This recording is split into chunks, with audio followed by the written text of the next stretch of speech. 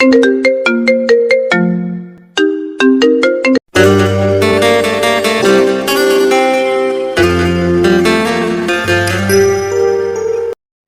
নতুন ভালোবাসার গল্প পেতে আমাদের চ্যানেলটি সাবস্ক্রাইব করে পাশে থাকা বেল আইকনে ক্লিক করুন। ধন্যবাদ।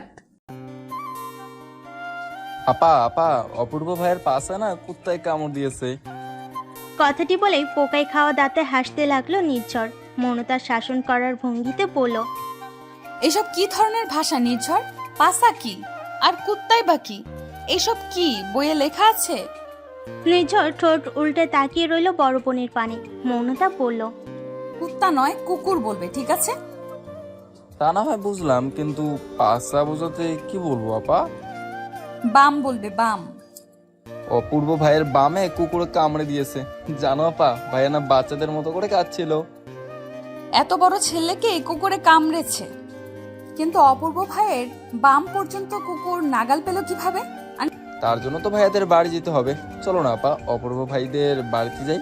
মা আমায় একা একা যেতে দিবে না। ডাক্তার কখন ধরে বসে আছে অপূর্ব? দরজা খোল তাড়াতাড়ি। ইঞ্জেকশন না দিলে তো ইনফেকশন হয়ে যাবে। বিছানায় উপর হয়ে শুয়ে আছে অপূর্ব। ব্যথার স্থান ডান হাত দিয়ে ধরে রেখেছে। সে অবস্থায় মায়ের কথার উত্তর দিল, দরকার হলে আমার ক্ষত স্থান পচে যাবে, তবুও নিজের ইজ্জত বিসর্জন দেওয়া আমার পক্ষে সম্ভব নয়। আমি প্যান্ট খুলে কিছুতেই ইনজেকশন নিব না মা। ডাক্তার তার ভাঙ্গা কণ্ঠে চেঁচিয়ে বললেন, আপনি দরজা খুলে আমায় ভেতরে আসতে দিন অপূর্ব। আমি কথা দিচ্ছি, আমি ব্যতীত আর অন্য কেউ আপনার গোপন স্থানে দেখতে পারবে না। লজ্জায় চোখ মুখ কুঁচকে নিল অপূর্ব। মনতা এবং অপূর্বদের বাড়ি এক পাড়ায় এবং পাশাপাশি। মনতা নির্ঝরের হাত ধরে ভেতরে এসে দাঁড়ালো। আয়েশা খানমের উদ্দেশ্যে বলল, কি শুনলাম অপূর্ব ভাইয়ের বামে নাকি কুকুর কামড় দিয়েছে? আয়েশা খানম মাথা উপর নিচ নাড়িয়ে বললেন, সেই সকালে হাঁটতে বের হয়ে কুকুরের কামড় খেয়ে বাড়ি ফিরেছে। ওদিকে ডাক্তার এসে ইঞ্জেকশন হাতে নিয়ে অপেক্ষা করছে, অথচ ছেলে তার লজ্জা শরম নিয়ে ঘরে খিল দিয়ে বসে আছে। মৌনতা জোরপূর্বক নিজের হাসি চেপে রেখে উচ্চ স্বরে বলল, সে কি আন্টি, অপূর্ব ভাই এখন ইঞ্জেকশন নেয়নি? জানেন আন্টি, সেদিন আমার বান্ধবীর এক দুঃসম্পর্কের মামার কুকুরে কামড় খেয়ে ইঞ্জেকশন না নেওয়ায় মারা গেছেন। পরশু তো ওনার 40 খেয়েই এলাম, এখন আবার অপূর্ব ভাই। পুরো কথাটাই অপূর্ব শ্রবণ করলো। ভয়ে কপালে ঘাম জমে গেছে। খানিক্ষণ ভেবে দরজার সিটকিনি খুলল। দরজার ফাঁক দিয়ে মাথা বের করে লাজুক স্বরে বলল, তোমরা কেউ কিন্তু ভেতরে আসবে না, শুধু ডাক্তারকে পাঠাও। আয়েশা খানম জিজ্ঞেস করলেন, তুই কি ইঞ্জেকশন নিবি? না নিয়েও তো উপায় নেই। এখনো গ্র্যাজুয়েশন কমপ্লিট করতে পারলাম না, তার আগে মরে গেলে কিভাবে কি? আয়েশা খানম খুশি হলেন। ডাক্তার নিজের সঙ্গে আনা কালো ব্যাগটি হাতে করে ঘরের ভেতরে প্রবেশ করলেন। সঙ্গে সঙ্গে দরজা আবার আগের মতো বন্ধ হয়ে গেল। নিচর মুখে হাত রেখে বলল, আপা, ডাক্তার মনে হয় ভাইয়ের বামে ইনজেকশন দিয়ে গেছে। মনতা আস্তে করে বলল, চুপ। নিচর চুপ রইল না। প্যান্টের পকেট থেকে মনতার ফোন বের করে বলল, বাড়ির ওই পাশে অপূর্ব ভাইয়ের ঘরের জানালা আছে। চলো আপা, ওখানে গিয়ে অপূর্ব ভাইয়ের ইনজেকশন নেওয়ার ভিডিও করি। তারপর ফেসবুক টিকটকে ছেড়ে দিয়ে অনেক ভিউ পাওয়া যাবে। মনতা নিচরের দিকে চোখ রাঙিয়ে তাকালো। এতটুকু একটা বাচ্চা ছেলে, অথচ মাথায় কি বুদ্ধি তার। অপূর্ব অগোছালো ভাবে ডাক্তারের উদ্দেশ্যে বলল, ইনজেকশন দিবেন ভালো কথা, কিন্তু চোখ বন্ধ করে দিবেন। ডাক্তার অবাক হয়ে বললেন, সে কি কথা? চোখ বন্ধ করে আবার ইঞ্জেকশন কিভাবে দেয়? আগে তো ক্ষতস্থানটি দেখতে হবে নাকি? এই পেশায় আছেন কত বছর হলো? এই ধরুন 12 বছর তো হবেই। 12 বছর ধরে এই পেশায় থেকেও চোখ বন্ধ করে রোগীকে ইনজেকশন দিতে পারবেন না? আপনি ডাক্তার তো? ডাক্তার অপমানিত বোধ করলেন। দাঁতে দাঁত চেপে বলেন, আমার পেশা নিয়ে এত বড় কথা? ঠিক আছে, খুলুন আপনার প্যান্ট আর আমি চোখ বুজে আপনার বামে ইঞ্জেকশন দিব। অপূর্ব খুশি হলো, বলল, আগে চোখ বন্ধ করুন। ডাক্তার ইনজেকশন হাতে নিয়ে চোখ বন্ধ করতেই অপূর্ব প্যান্ট খুলে দিল। নির্ঝর মনতার হাত থেকে ছুটে গিয়ে কোথাও যেন চলে গেল। মনতা সেখান হতে আর প্রস্থান করতে পারল না। আয়েশা খানম চেপে ধরলেন। সোফায় বসিয়ে রাজ্যের গল্প জুড়ে দিলেন। কথার ফাঁকে বললেন, এত বড় ছেলে আমার, এত বড় ভার্সিটিতে পড়ে, অথচ কাজগুলো সব নাদান শিশুদের মতো। একে নিয়ে কি করি বলতো মৌনতা? আয়েশা খানম চিন্তিত কণ্ঠে আবারও বলেন, হল থেকে বাড়ি ফিরেছে মাত্র কয়েকদিনের জন্য। কিছুদিন পর নাকি কিসের পরীক্ষা শুরু, কালই আবার ফেরার কথা ছিল, আর আজ কিনা এত বড় একটা অঘটন ঘটিয়ে এলো। আয়েশা খানমের কথার পরিপ্রেক্ষিতে কি বলে সান্ত্বনা দিবে বুঝতে পারল না মৌনতা, কিন্তু চুপ তো থাকা যায় না, তাই নিজের বোঝ অনুযায়ী প্রত্যুত্তরে বলল, চিন্তা করবেন না আন্টি, ডাক্তার তো ইঞ্জেকশন দিতেই গেছেন, যাওয়ার আগে ওষুধও দিয়ে যাবেন। নিয়মিত ওষুধ খেলে দেখবেন অপূর্ব ভাই ঠিক হয়ে যাবে।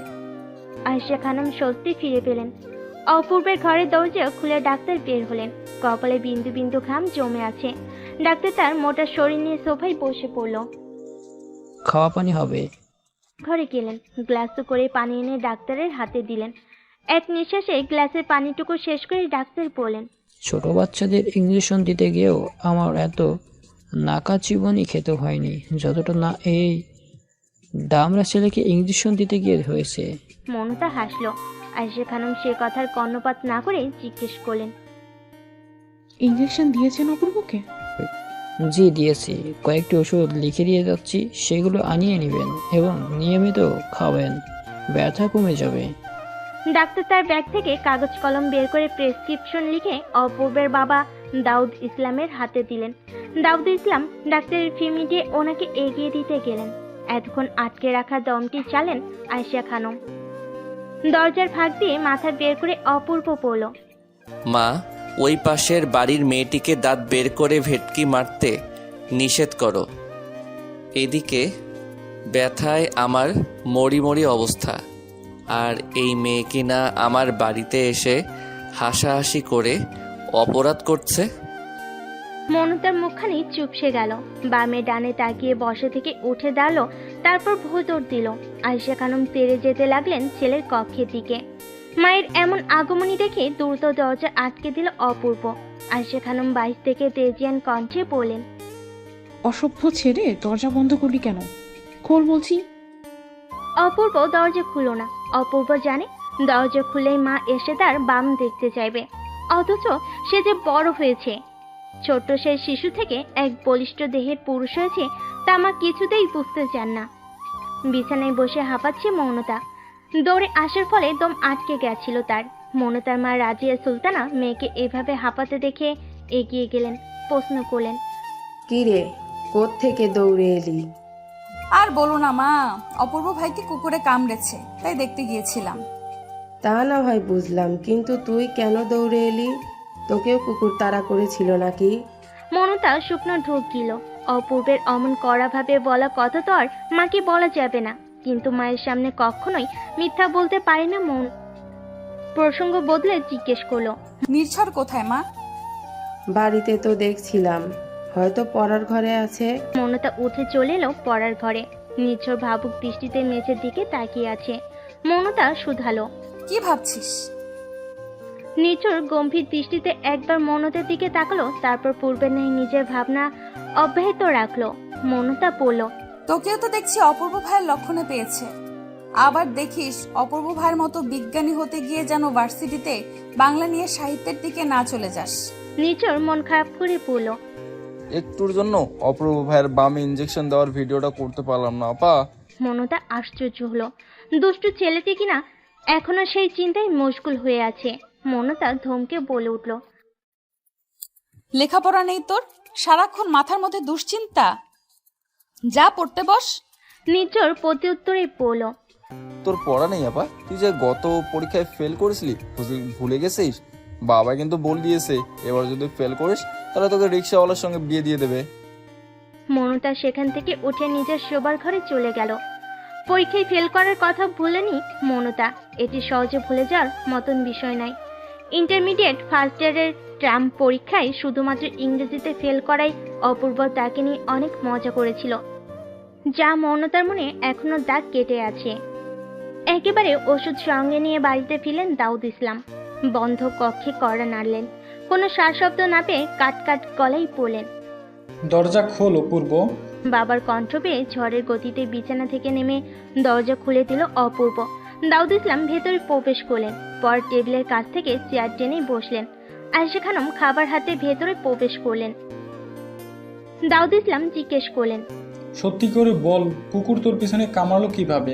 অপূর্ব মিনমিনে স্বরে পড়ল, ভাদ্র মাসে তো এমনিতেই কুকুরের মাথায় সমস্যা থাকে।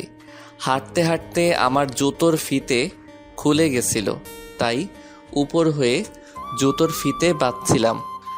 কোত্থেকে যেন পাগলা কুকুর এসে কামড় দিল।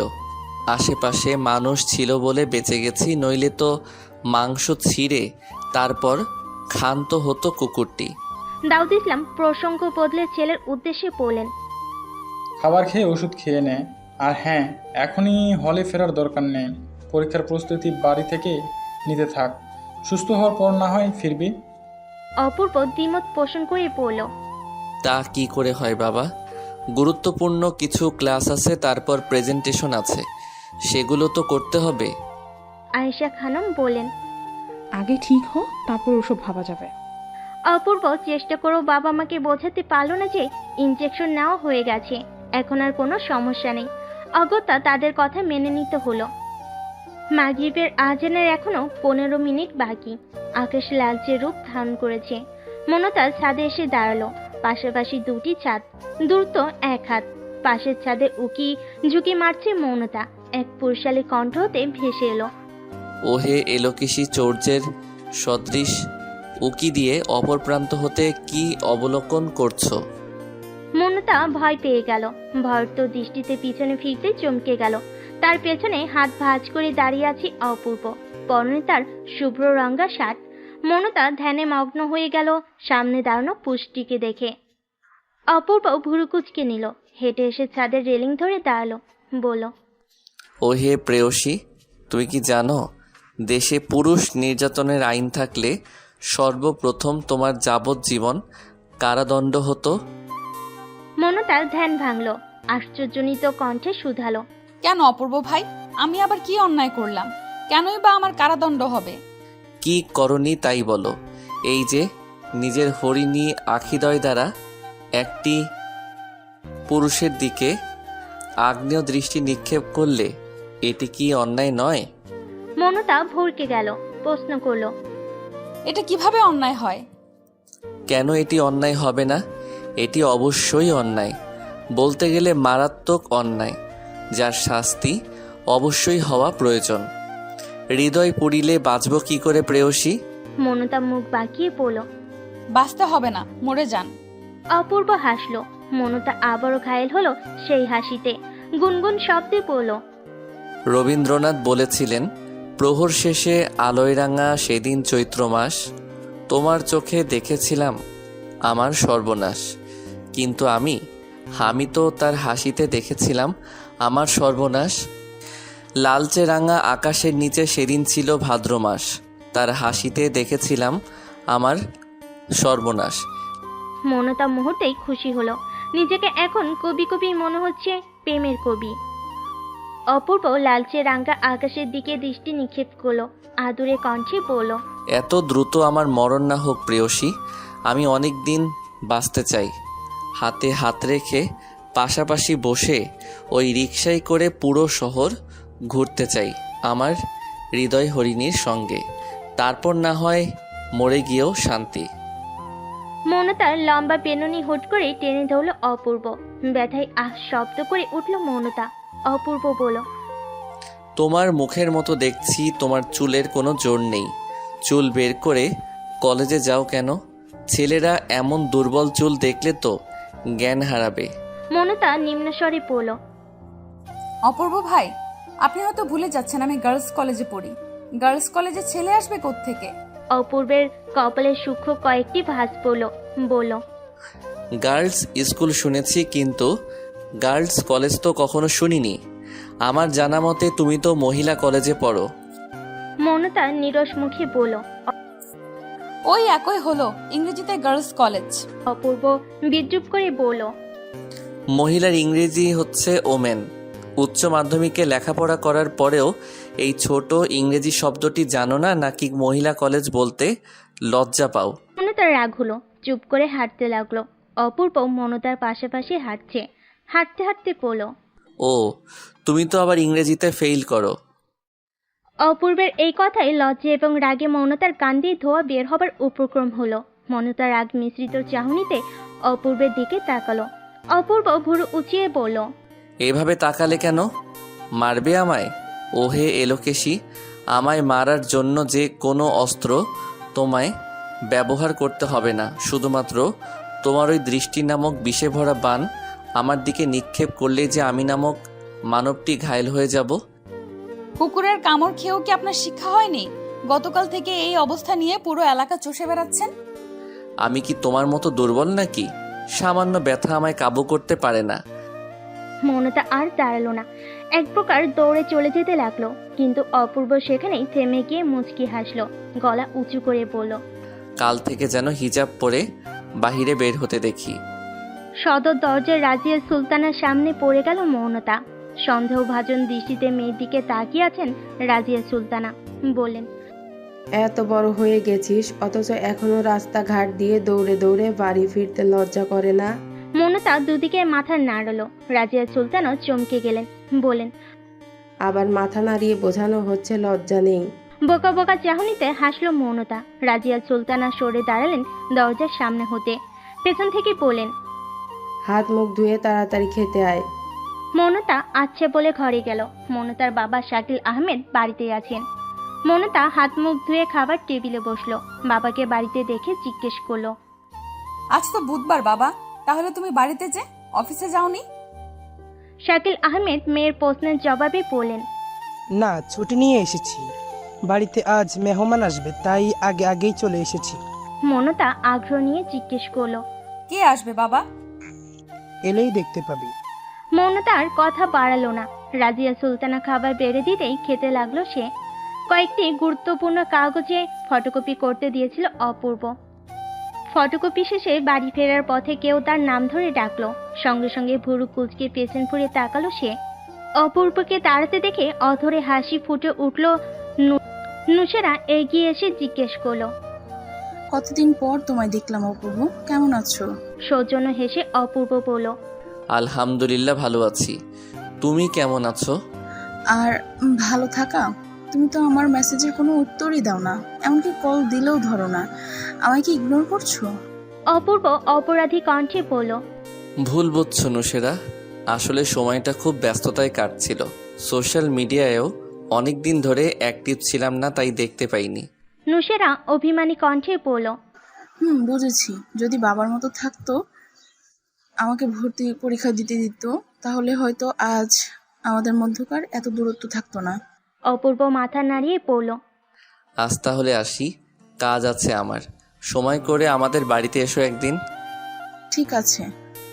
অপূর্ব প্রস্থান করলো। স্কুল এবং কলেজ জীবনে নুসেরা এবং অপূর্ব সহপাঠী ছিল। এখন দুজনেই আলাদা দুটি বিশ্ববিদ্যালয়ের শিক্ষার্থী। খাওয়া শেষে মোবাইল নিয়ে বসে আছে মৌনতা। এতক্ষণে সেই মেহমান চলে এসেছে। অকস্মাৎ রাজিয়া সুলতানা ঘরে এসে বিছানার উপর একটি শাড়ি রাখলেন।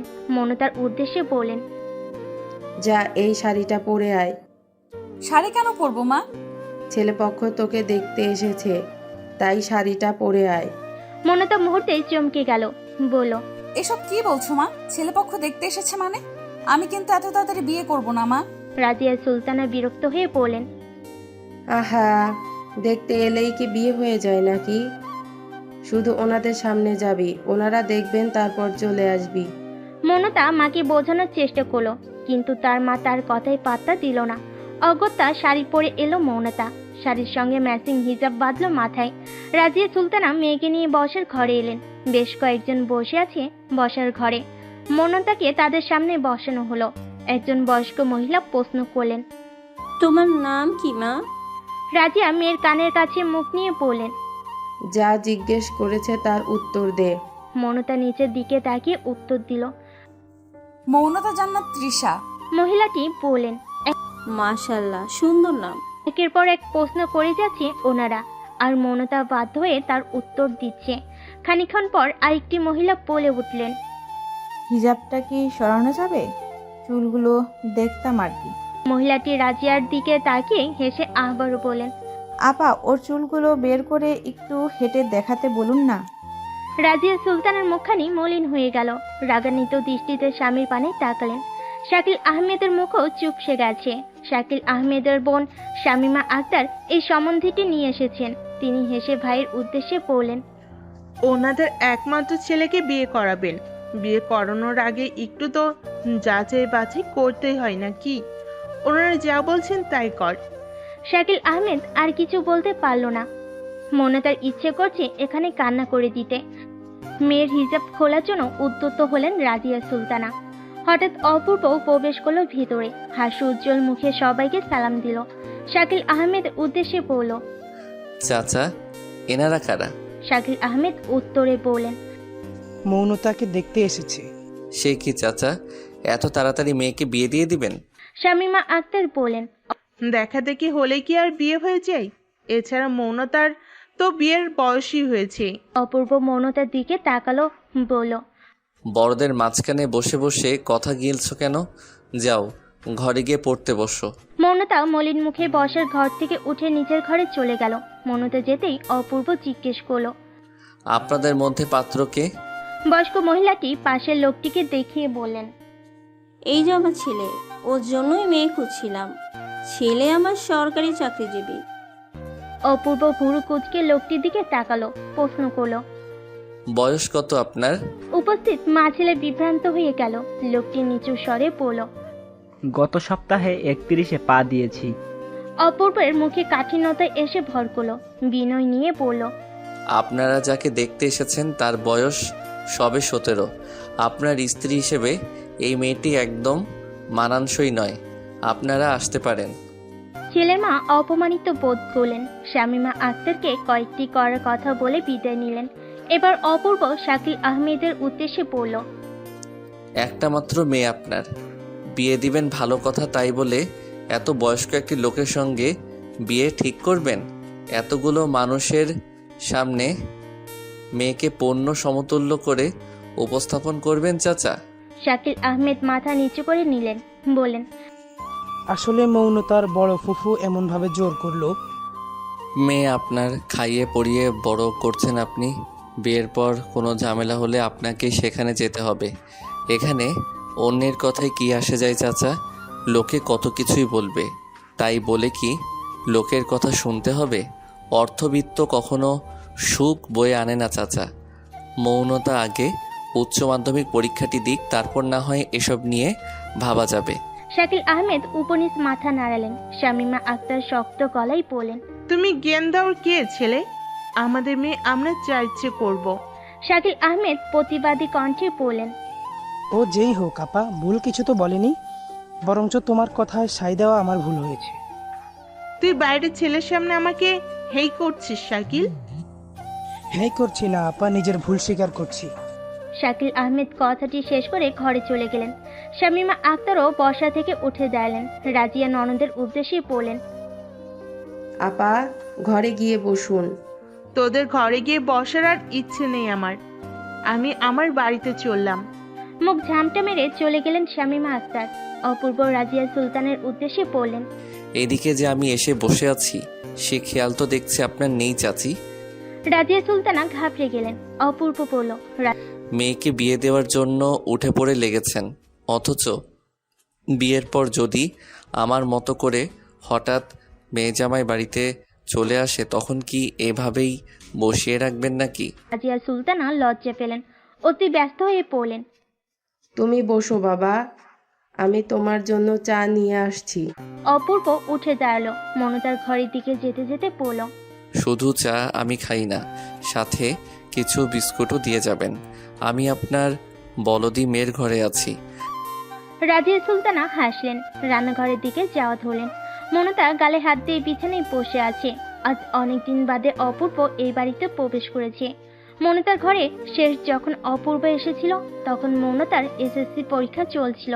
শাকিল আহমেদ অপূর্বকে বলেছিলেন যাতে এসএসসি পরীক্ষার সময়টা সে মনতাকে একটু পড়ায়। অপূর্ব শাকিল আহমেদের কথা ফেলতে পারল না। নিজের পড়াশোনা ছেড়ে ছুড়ে আরেকজনকে পড়াতে চলে এসেছিল। অপূর্ব ঘরে ঢুকে মৌনতার টেবিলের সামনে হতে চেয়ারটি টেনে বসলো। গম্ভীর কণ্ঠে বলল, গালে হাত দিয়ে বসে আছো কেন? ওই মাঝবয়সী লোকটির সঙ্গে বিয়ে হয়নি বলে কি মন খারাপ? মনতা অপূর্বর দিকে পূর্ণ দৃষ্টিতে তাকালো। আপনি অনেক বাজে বকেন অপূর্ব ভাই। আমি সর্বদা সত্য কথাই বলি, আর এই সত্য কথা কেউ পছন্দ করে না, তাই তাদের কাছে এই সত্য কথা বাজে বকার সমতুল্য। কথায় কথায় এই সাহিত্য বলাটা না আমার পছন্দ নয়। বলো। অপূর্ব তার স্বভাব সুলভ ভঙ্গিতেই মুচকি হেসে শুধালো। তোমার নাম মৌনতা কে রেখেছে বলো তো? বিশ্বাস করো, তোমার সঙ্গে মৌনতা নামটি যায় না। তোমার নাম হওয়া উচিত ছিল বাচালতা। এই লোকটির কিছু কথা শুনলেই মনতার রাগ চূড়ান্ত পর্যায়ে পৌঁছে যায়। তাই এখনো তাই হলো। অপূর্ব বলল, আহা, রেগে যাচ্ছ কেন? তোমার তো খুশি হওয়া দরকার। এই অপূর্ব তোমায় নতুন একটি নাম দিয়েছে। আজ থেকে তোমার নাম বাচালতা সেন। ওইটা বনলতা সেন হবে। হুম, তুমি আমার বাচালতা সেন। আপনি আমার নাম দেওয়ার কে? অলরেডি আমার একটি নাম আছে। রবীন্দ্রনাথ ঠাকুর যদি বিয়ের পর তার স্ত্রীর নাম বদলে ফেলতে পারে, তাহলে এই ২০ শতাব্দীতে এসে আমি কেন পারবো না? সে তার বউয়ের নাম রেখেছে। আমি কি আপনার বউ নাকি? এক সময় না এক সময় কারো না কারো বউ তো হবেই, তাই আগে থেকেই নাম রেখে দিয়েছি। আন্টি আপনাকে সহ্য করে কিভাবে বলুন তো? আন্টির জায়গায় আমি হলে ঝাঁটাপিটা করে আপনার মাথা থেকে এই ভুল সাহিত্য বের করে দিতাম। অপূর্ব ভাই, মায়ের জায়গায় তুমি তো যেতে পারবে না, তবে চাইলে অন্য একটি জায়গা ঠিকই নিতে পারো। মনটা ভুর কুচকে শোধালো। কোন জায়গা? রাজিয়া সুলতানা চায়ের ট্রে হাতে ভেতরে এলেন। অপূর্বের কথার মাঝপথে থেমে গেল। চায়ের কাপ হাতে নিয়ে চুমুক দিয়ে অপূর্ব বলল, আহ, চাটা দারুণ হয়েছে চাচি। আপনার এই মেয়েটিকেও ভালো করে চা বানানো শিখাবেন তো। রূপের যে ছিরি, যদি চা খাইয়ে স্বামীর মন জয় করতে পারে। চা খেয়ে মনতার বাড়ি থেকে নিজের বাড়িতে চলে গেল অপূর্ব। মনতা মনে মনে বলল, কেমন বেহায়া লোক, মায়ের সামনে কিনা আমাকে অপমান করে গেল। আমাকে যে ছেলেপক্ষ দেখতে এসেছে অপূর্ব ভাই জানলো কিভাবে?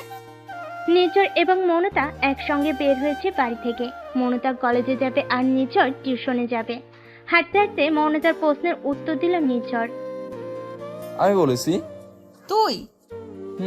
ফুপিকে বলতে শুনেছিলাম ওদের যদি তোমাকে পছন্দ হয় তাহলে কালই নাকি আংটি পড়ে যাবে, তাই আমি দৌড়ে গিয়ে অপূর্ব ভাইকে জানিয়েছি। ঠিক করেছি না আপা?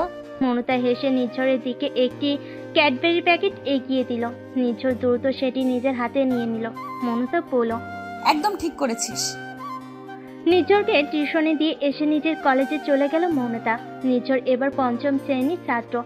বাড়ি থেকে মনতার কলেজের দূরত্ব আধা ঘন্টা, আর নির্ঝরের স্কুল বাড়ির কাছাকাছি। বাড়িতে আজ অপূর্বর বড় বোন উর্মিলা এসেছে। উর্মিলার মুখখানায় এক ফালি কালো মেঘ ভর করে রেখেছে। আয়েশা খানম মেয়ের উদ্দেশ্যে শুধালেন, কি রে, তোকে দেখতে এমন লাগছে কেন? জামাই কোথায়? আগের চূড়ে কালো মেঘ যখন রাজত্ব শুরু করে, তখন সেই মেঘ ভেদ করে অজস্র বৃষ্টির ফোঁটা জমিনে বর্ষণ হয়। ঠিক তেমনি উর্মিলার মুখশ্রীতে রক্তিম আভা ফুটে উঠল। মাকে সামনে পেয়ে জড়িয়ে ধরে কাঁদতে লাগলো। আয়েশা খানম পুনরায় প্রশ্ন করলেন, কি হয়েছে, কাঁদছিস কেন? জামাইয়ের সঙ্গে কি কোনো ঝামেলা হয়েছে? ওনার সাথে ঝামেলা করার কি সাহস আছে আমার? ঝামেলা করলেই কি আর ওই বাড়িতে টিকতে পারবো মা? তাহলে কি হয়েছে? উর্মিলা উদাস ভঙ্গিতে বলল, আমার ভাগ্যটাই খারাপ মা। এই জন্যই তো এমন একটা কিপ্টে লোকের সঙ্গে বিয়ে হয়েছে আমার। নইলে কি একা একা নিজের বাবার বাড়িতে আসতে হয়? অপূর্ব বলল, আমরা সবাই জানি দুলাভাই কেমন প্রকৃতির মানুষ। একটা কথা আছে না, আয় বুঝে ব্যয় করতে হয়। দুলাভাই ঠিক সেরকম, কিন্তু ওনার মনটা খুব ভালো। এই জন্যে কি আমি আমার বাবার বাড়িতে খালি হাতে আসবো? তোকে কি আমরা কেউ বলেছি খালি হাতে এলে বাড়িতে ঢুকতে দিব না? উর্মিলা প্রতিক্রিয়াহীন হয়ে গেল। অপূর্ব বলল, ছোট্ট একটি কারণে রাগ করা, দুঃখ পাওয়া বন্ধ করো আপা। একটা কথা মনে রাখবি, অর্থ থাকতে সবসময় বুঝে শুনে খরচ করতে হয়। নিজের সামর্থ্যের বাহিরে কখনো কাউকে বিলাসিতা দেখাতে যাবি না, কিংবা অতিরিক্ত খরচ করবি না। অর্থ ফুরিয়ে গেলে কিন্তু পাশে আর কাউকে পাওয়া যায় না। উর্মিলা ছোট্ট করে বলল, এই বাড়িটি এখনো তোর, তাই নিজের বাড়িতে আসার সময় হাত খালি নাকি ভরা এসব কখনো ভাববি না। উর্মিলা মাথা নাড়িয়ে চোখের পানি মুছে নিল। অপূর্ব প্রশ্ন করলো, তোর মেয়েরা কোথায়? আনিনি ওদের। কথাটি বলে বসে থেকে উঠে বাবার ঘরের দিকে যাওয়া ধরল উর্মিলা। মনতা কলেজ শেষে বাড়ি ফিরছে। বাস থেকে নেমে সামনে এগোতেই নুসেরার সঙ্গে দেখা। মনতাকে দেখে নুসেরা হেসে বলল, তোর জন্যই অপেক্ষা করছিলাম। মনতার ভুল কুঁচকে গেল। প্রশ্ন করলো, আমার জন্য অপেক্ষা করছিলে? কেন অপেক্ষা করছিলে? নুসেরা পূর্বে নাই আবারও হাসলো। জিজ্ঞেস করলো, কেমন আছিস মনতা? আলহামদুলিল্লাহ ভালো আছি, তুমি? আমিও আলহামদুলিল্লাহ। কেন অপেক্ষা করছিলে বললে না তো? নুসেরা একটি ভাঁজ করা কাগজ এগিয়ে দিয়ে বলল, এই চিরকুটটি তোর অপূর্ব ভাইকে দিস। মনতা অবাক হলো। জিজ্ঞেস করলো, কি আছে চিরকুটে? তোর জেনে কাজ নেই, অন্য কারো হাতে দিলে সমস্যা হতে পারে, তাই তোকে দিলাম। তোর আর অপূর্ব বাড়ি পাশাপাশি, অপূর্বর হাতে এটা দিয়ে তারপর বাড়ি যাস। মনতার সন্দেহভাজন দৃষ্টিতে তাকিয়ে আছে।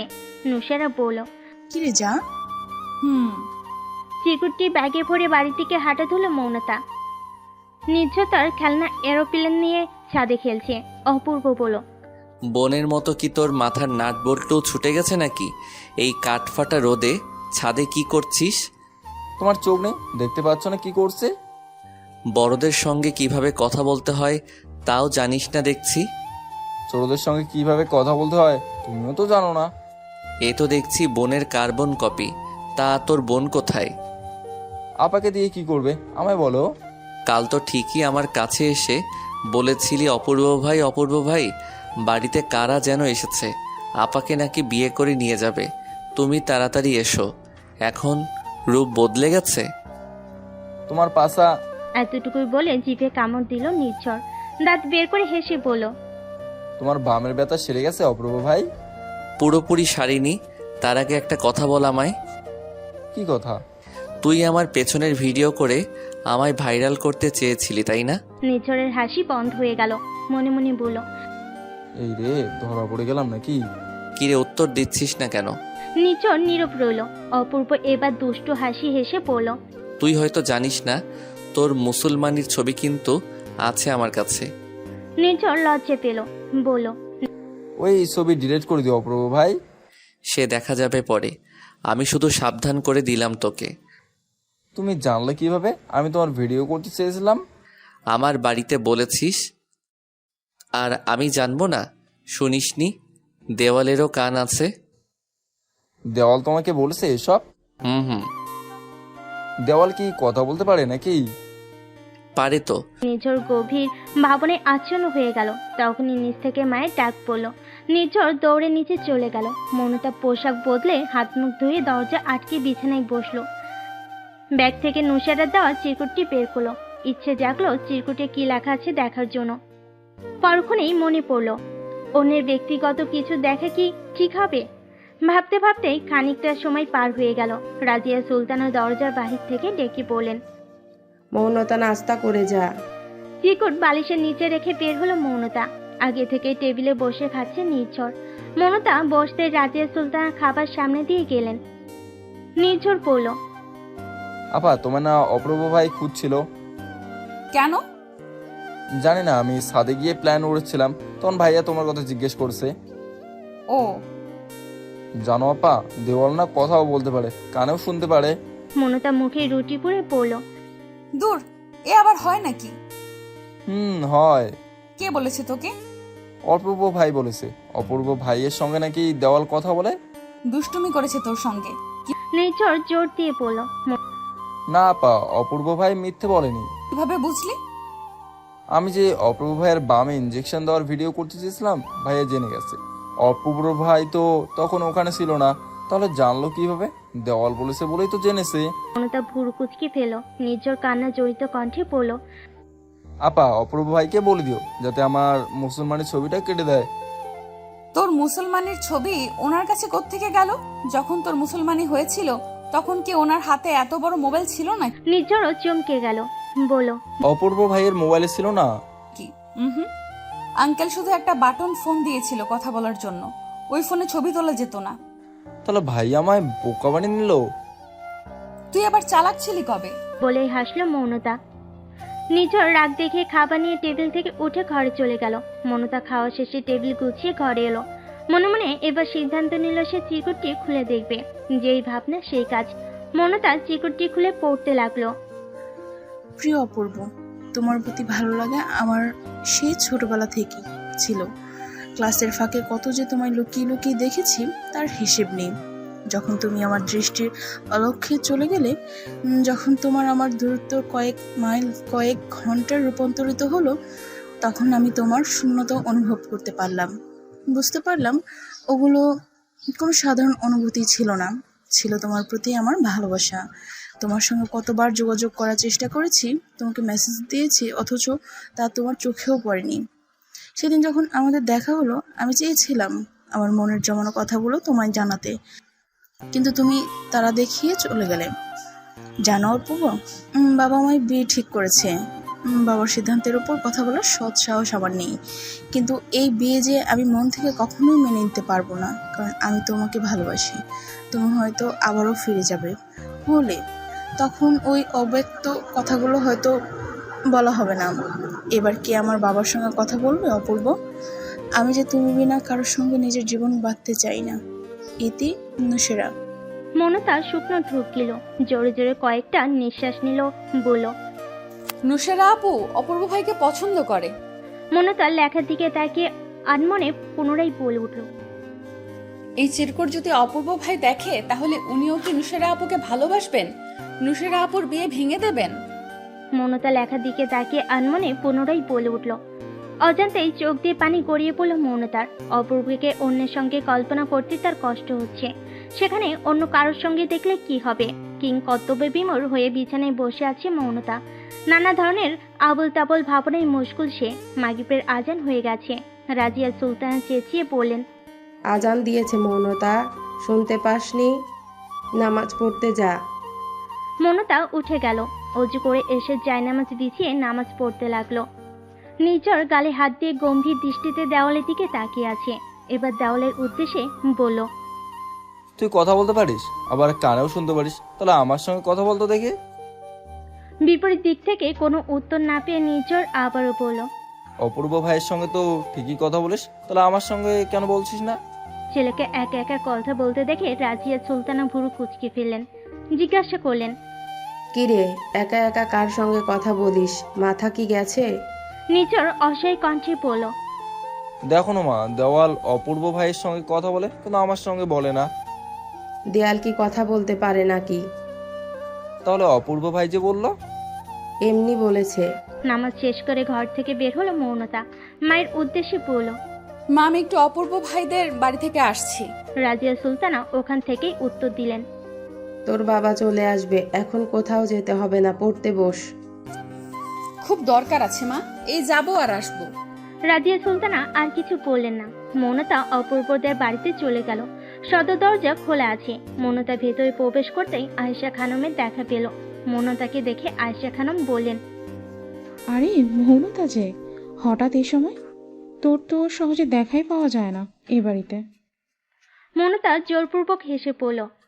এমনি এলাম। উর্মিলা এগিয়ে এসে বলল, কি রে মৌনতা, কেমন আছিস? লেখাপড়া কেমন চলছে? এই তো আলহামদুলিল্লাহ। তা আপনি কবে এলেন আপু? আজ দুপুরে। অপূর্ব ভাই কোথায় আন্টি? আয়েশা খানম রাতের রান্নার জন্য চাল বাড়ছেন। বলেন, নামাজ পড়তে মসজিদে গিয়েছিল, ফিরেছে কিনা তা তো জানি না, ঘরে গিয়ে একটু দেখতো। মৌনতা মাথা নাড়িয়ে অপূর্বের ঘরের দিকে পা বাড়ালো। দরজায় ফাঁক দিয়ে উকি ঝুঁকি মারতে লাগলো। ঘরের ভেতরে আলো জ্বলছে, কিন্তু কাউকে দেখা যাচ্ছে না। পেছন থেকে হুট করে কেউ বলে উঠল, ওহে আমার বাচালতা সেন, এই গরিবের আলোয় কি চুরি করতে আসিয়াছ?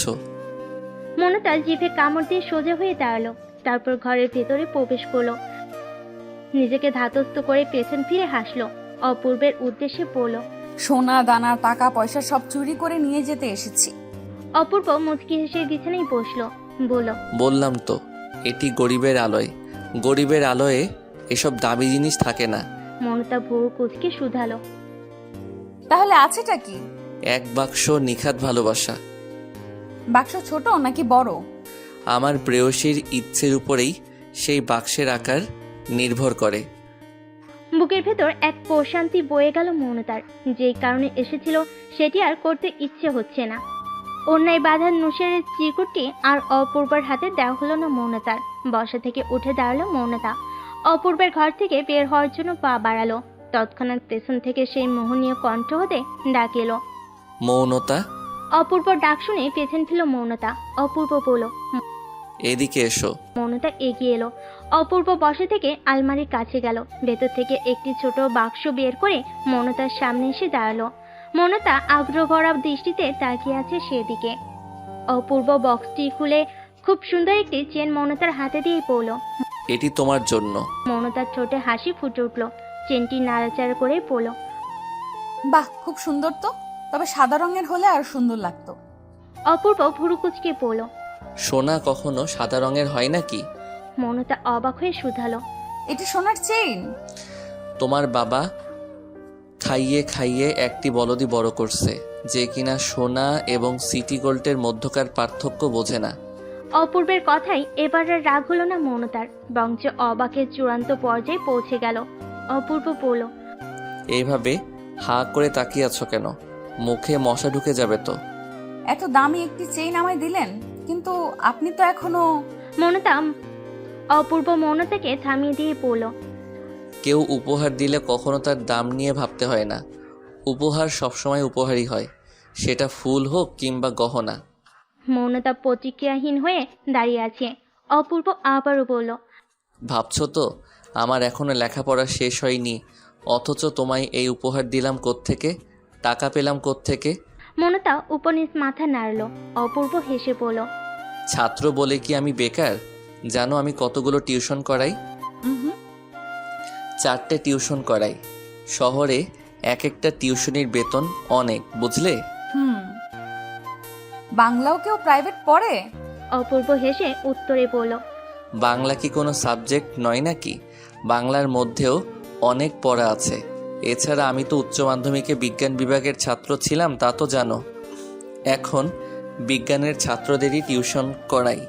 মৌনতা অপূর্বের পাশে বসলো, ঘাড় ঘুরিয়ে প্রশ্ন করলো, করবো অপূর্ব ভাই? করো। আপনার স্বপ্ন ছিল বিজ্ঞানী হওয়ার, তাহলে আপনি কেন বাংলা ডিপার্টমেন্ট বেছে নিলেন? অপূর্ব ভাবুক দৃষ্টিতে তাকিয়ে পড়ল। মনে আছে যখন 3 কিংবা 4-এ পড়তে, তখন এইম ইন লাইফ নামক একটি প্যারাগ্রাফ আসতো পরীক্ষায়? আসতো। খাতায় বড় বড় করে লিখতে, my aim in life to become a doctor. টিচাররা যখন দাঁড় করিয়ে জিজ্ঞেস করত বড় হয়ে কি হতে চাও, তখনও উত্তর ছিল আমি বড় হয়ে ডাক্তার হব। ছোটবেলার কথা মনে পড়তেই অধরে হাসি ফুটে উঠল মৌনতার। অপূর্ব বলল, অথচ সায়েন্স থেকে এসএসসি পাশ করার পর যখন এ+ পেলে না, সরকারি কলেজে চান্স পাচ্ছিলে না, তখন বিভাগ পরিবর্তন করে আর্টসে নেমে এলে। তো এখন বড় হয়ে কি হতে চাও? স্বপ্ন কি? মৌনতা মিনমিনিয়ে স্বরে উত্তর দিল, শিক্ষক কিংবা ম্যাজিস্ট্রেট, এই দুটোর মধ্যে একটা হতে পারলেই স্বপ্ন পূরণ। সময়ের সাথে সাথে মানুষ বদলায়, মানুষের ইচ্ছে বদলায়, সম্পর্ক বদলায়, বদলায় অবস্থান। আমারও স্বপ্ন বদলেছে, তাই বাংলা ডিপার্টমেন্টে চলে এসেছি। মানুষের ভালোবাসাও কি বদলায় অপূর্ব ভাই? বদলায় তো। আপনারটাও কি বদলে যাবে? আমি যেহেতু একজন সাধারণ মানুষ, সেহেতু বদলাতেই পারে। মৌনতার মুখখানি মলিন হয়ে গেল। অপূর্ব মুচকি হেসে পড়ল, এখনকার ভালোবাসার বদলে তা আরো দ্বিগুণ হয়ে যাবে, বুঝলে? মৌনতার মুখে আবার হাসি ফুটে উঠল। অপূর্ব বলল, কাল আমি হলে ফিরে যাচ্ছি, আবার কবে ফিরবো ঠিক নেই। মৌনতা অপূর্বর দিকে তাকালো। অপূর্বর দৃষ্টি মৌনতার দিকে। মৌনতা বলল, এত তাড়াতাড়ি চলে যাবেন? তাড়াতাড়ি কোথায়, প্রায় 1 সপ্তাহ পরে যাচ্ছি। 1 সপ্তাহ বুঝি অনেক দিন হলো? অপূর্ব দেওয়াল ঘড়ির দিকে লক্ষ্য করে পড়ল, 8টা বেজে গেছে। বাড়ি যাওয়ার কথা কি ভুলে গেলে নাকি? মৌনতাও ঘড়ির দিকে লক্ষ্য করলো। সময় দেখতে জিভে কামড় দিল, বলল, আমার তো খেয়ালই ছিল না, মা খুব বকবে। আমি গেলাম অপূর্ব ভাই। মৌনতা দৌড়ে চলে গেল। অপূর্ব পেছন থেকে পড়ল, সাবধানে যাও, পড়ে যাবে তো। অপূর্বর বাড়ি থেকে বের হতেই চিরকুটটির কথা মনে পড়ল মৌনতার। এই চিরকুট দেওয়ার জন্য তো অপূর্ব বাড়িতে যাওয়া। মৌনতা মুহূর্তে চিরকুটটি ছিঁড়ে কয়েক টুকরো করে ফেল, তারপর ময়লার ঝুড়িতে ফেলে দিয়ে মুচকি হাসলো। মনে এক প্রশান্তি কাজ করছে। পৃথিবীতে সবাই কি আর সবার প্রিয় এবং ভালোবাসার মানুষকে পাওয়া সম্ভব নয়। এক প্রান্তে কেউ তার প্রিয় মানুষকে পেয়ে গেলে অপর প্রান্তে কাউকে না কাউকে কাটতে হয়, প্রিয় মানুষ হারানোর দহনে পড়তে হয়। মৌনতা এই জীবনে প্রিয় সবকিছু হারাতে রাজি থাকলেও অপূর্ব নামক পুরুষটিকে হারাতে চায় না। ময়লার ঝুড়ির দিকে তাকিয়ে বলল, তোমার এই চিরকুটটি অপূর্ব ভাই পর্যন্ত পৌঁছে দিতে পারলাম না নুসেরা আপু। দোয়া করি তোমার জীবনে নতুন যে মানুষের আগমন ঘটছে তার সঙ্গে তুমি যেন সুখে থাকো। এতটুকু স্বার্থপর তো মানুষকে হতেই হয়। বাড়িতে এসে হাত মুখ ধুয়ে পড়ার টেবিলে বসলো মৌনতা। শাকিল আহমেদ এখনো বাড়িতে পৌঁছায়নি। রাত 9টায় 2 মেয়েকে নিয়ে শ্বশুর বাড়ি এলো উর্মিলার স্বামী হোসাইন। মেয়ে জামাইকে দেখে আয়েশা খানম সোফায় বসতে বলে রান্নাঘরে চলে গেলেন। রাতের খাবার টেবিলে বাড়তে লাগলেন। হোসাইন শাশুড়ির উদ্দেশ্যে বলল, আহা মা, ব্যস্ত হবেন না, আমরা খেয়ে এসেছি।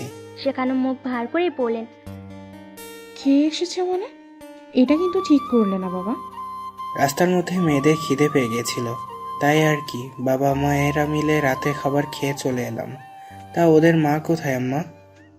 ঘরে আছে। উর্মিলার 2 মেয়ে সাইরা এবং সাবিহা, ওরা দুজন দৌড়ে অপূর্বর ঘরে চলে গেল। হোসেল সঙ্গে আনা ফল মিষ্টি আয়েশা খানমের হাতে দিয়ে উর্মিলার কাছে গেল।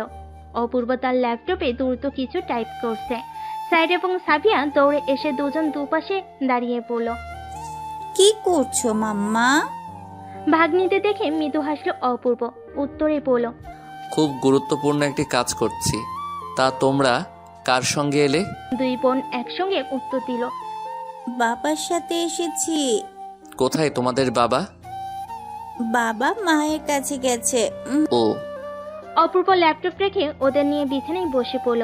3 জনে মিলে গল্প করতে লাগলো। আজ অনেকদিন বাদে ভাগ্নিদের সঙ্গে দেখা হয়েছে অপূর্বর। উর্মিলা মুখ ঘুরিয়ে বসে আছে বিছানায়। হোসাইল স্ত্রীর পাশে এসে বসলো, বলল, তোমার এই ঢং বাদ দাও তো। এখনো কি রাগ করার বয়স আছে তোমার?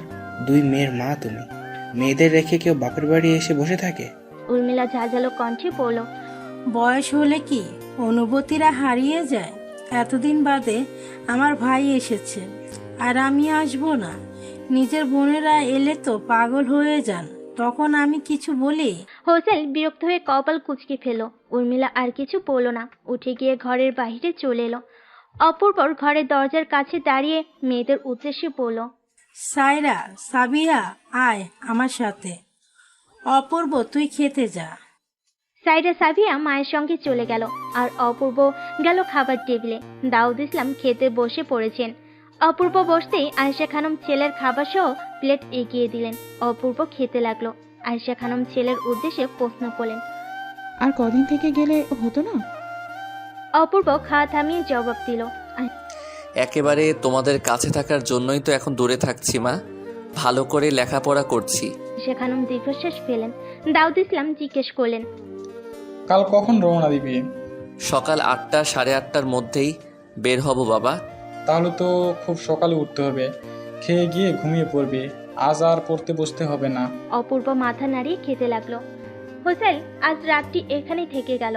ভোরের আলো ফুটতেই পুরো বাড়ি জুড়ে রাজিয়া সুলতানের চিৎকার শুরু হয়ে গেছে। মৌনতা এখনো বিছানায় শুয়ে আছে। রাজিয়া সুলতানা অনেকক্ষণ ডাকাডাকি করেও মেয়ের ঘুম ভাঙাতে না পেরে ফ্যানের সুইচ বন্ধ করে চলে গেলেন। তীব্র গরমে বেশিক্ষণ আর শুয়ে থাকতে পারল না মৌনতা। এতক্ষণে ঘেমেনে একাকার হয়ে গেছে। শোয়া থেকে উঠে ব্রাশ হাতে সোজা রান্নাঘরে চলে এলো মৌনতা। মায়ের উদ্দেশ্যে বলল, এই গরমের মধ্যে সকাল সকাল ফ্যান বন্ধ করে দেওয়ার কি তোমার উচিত হয়েছে মা?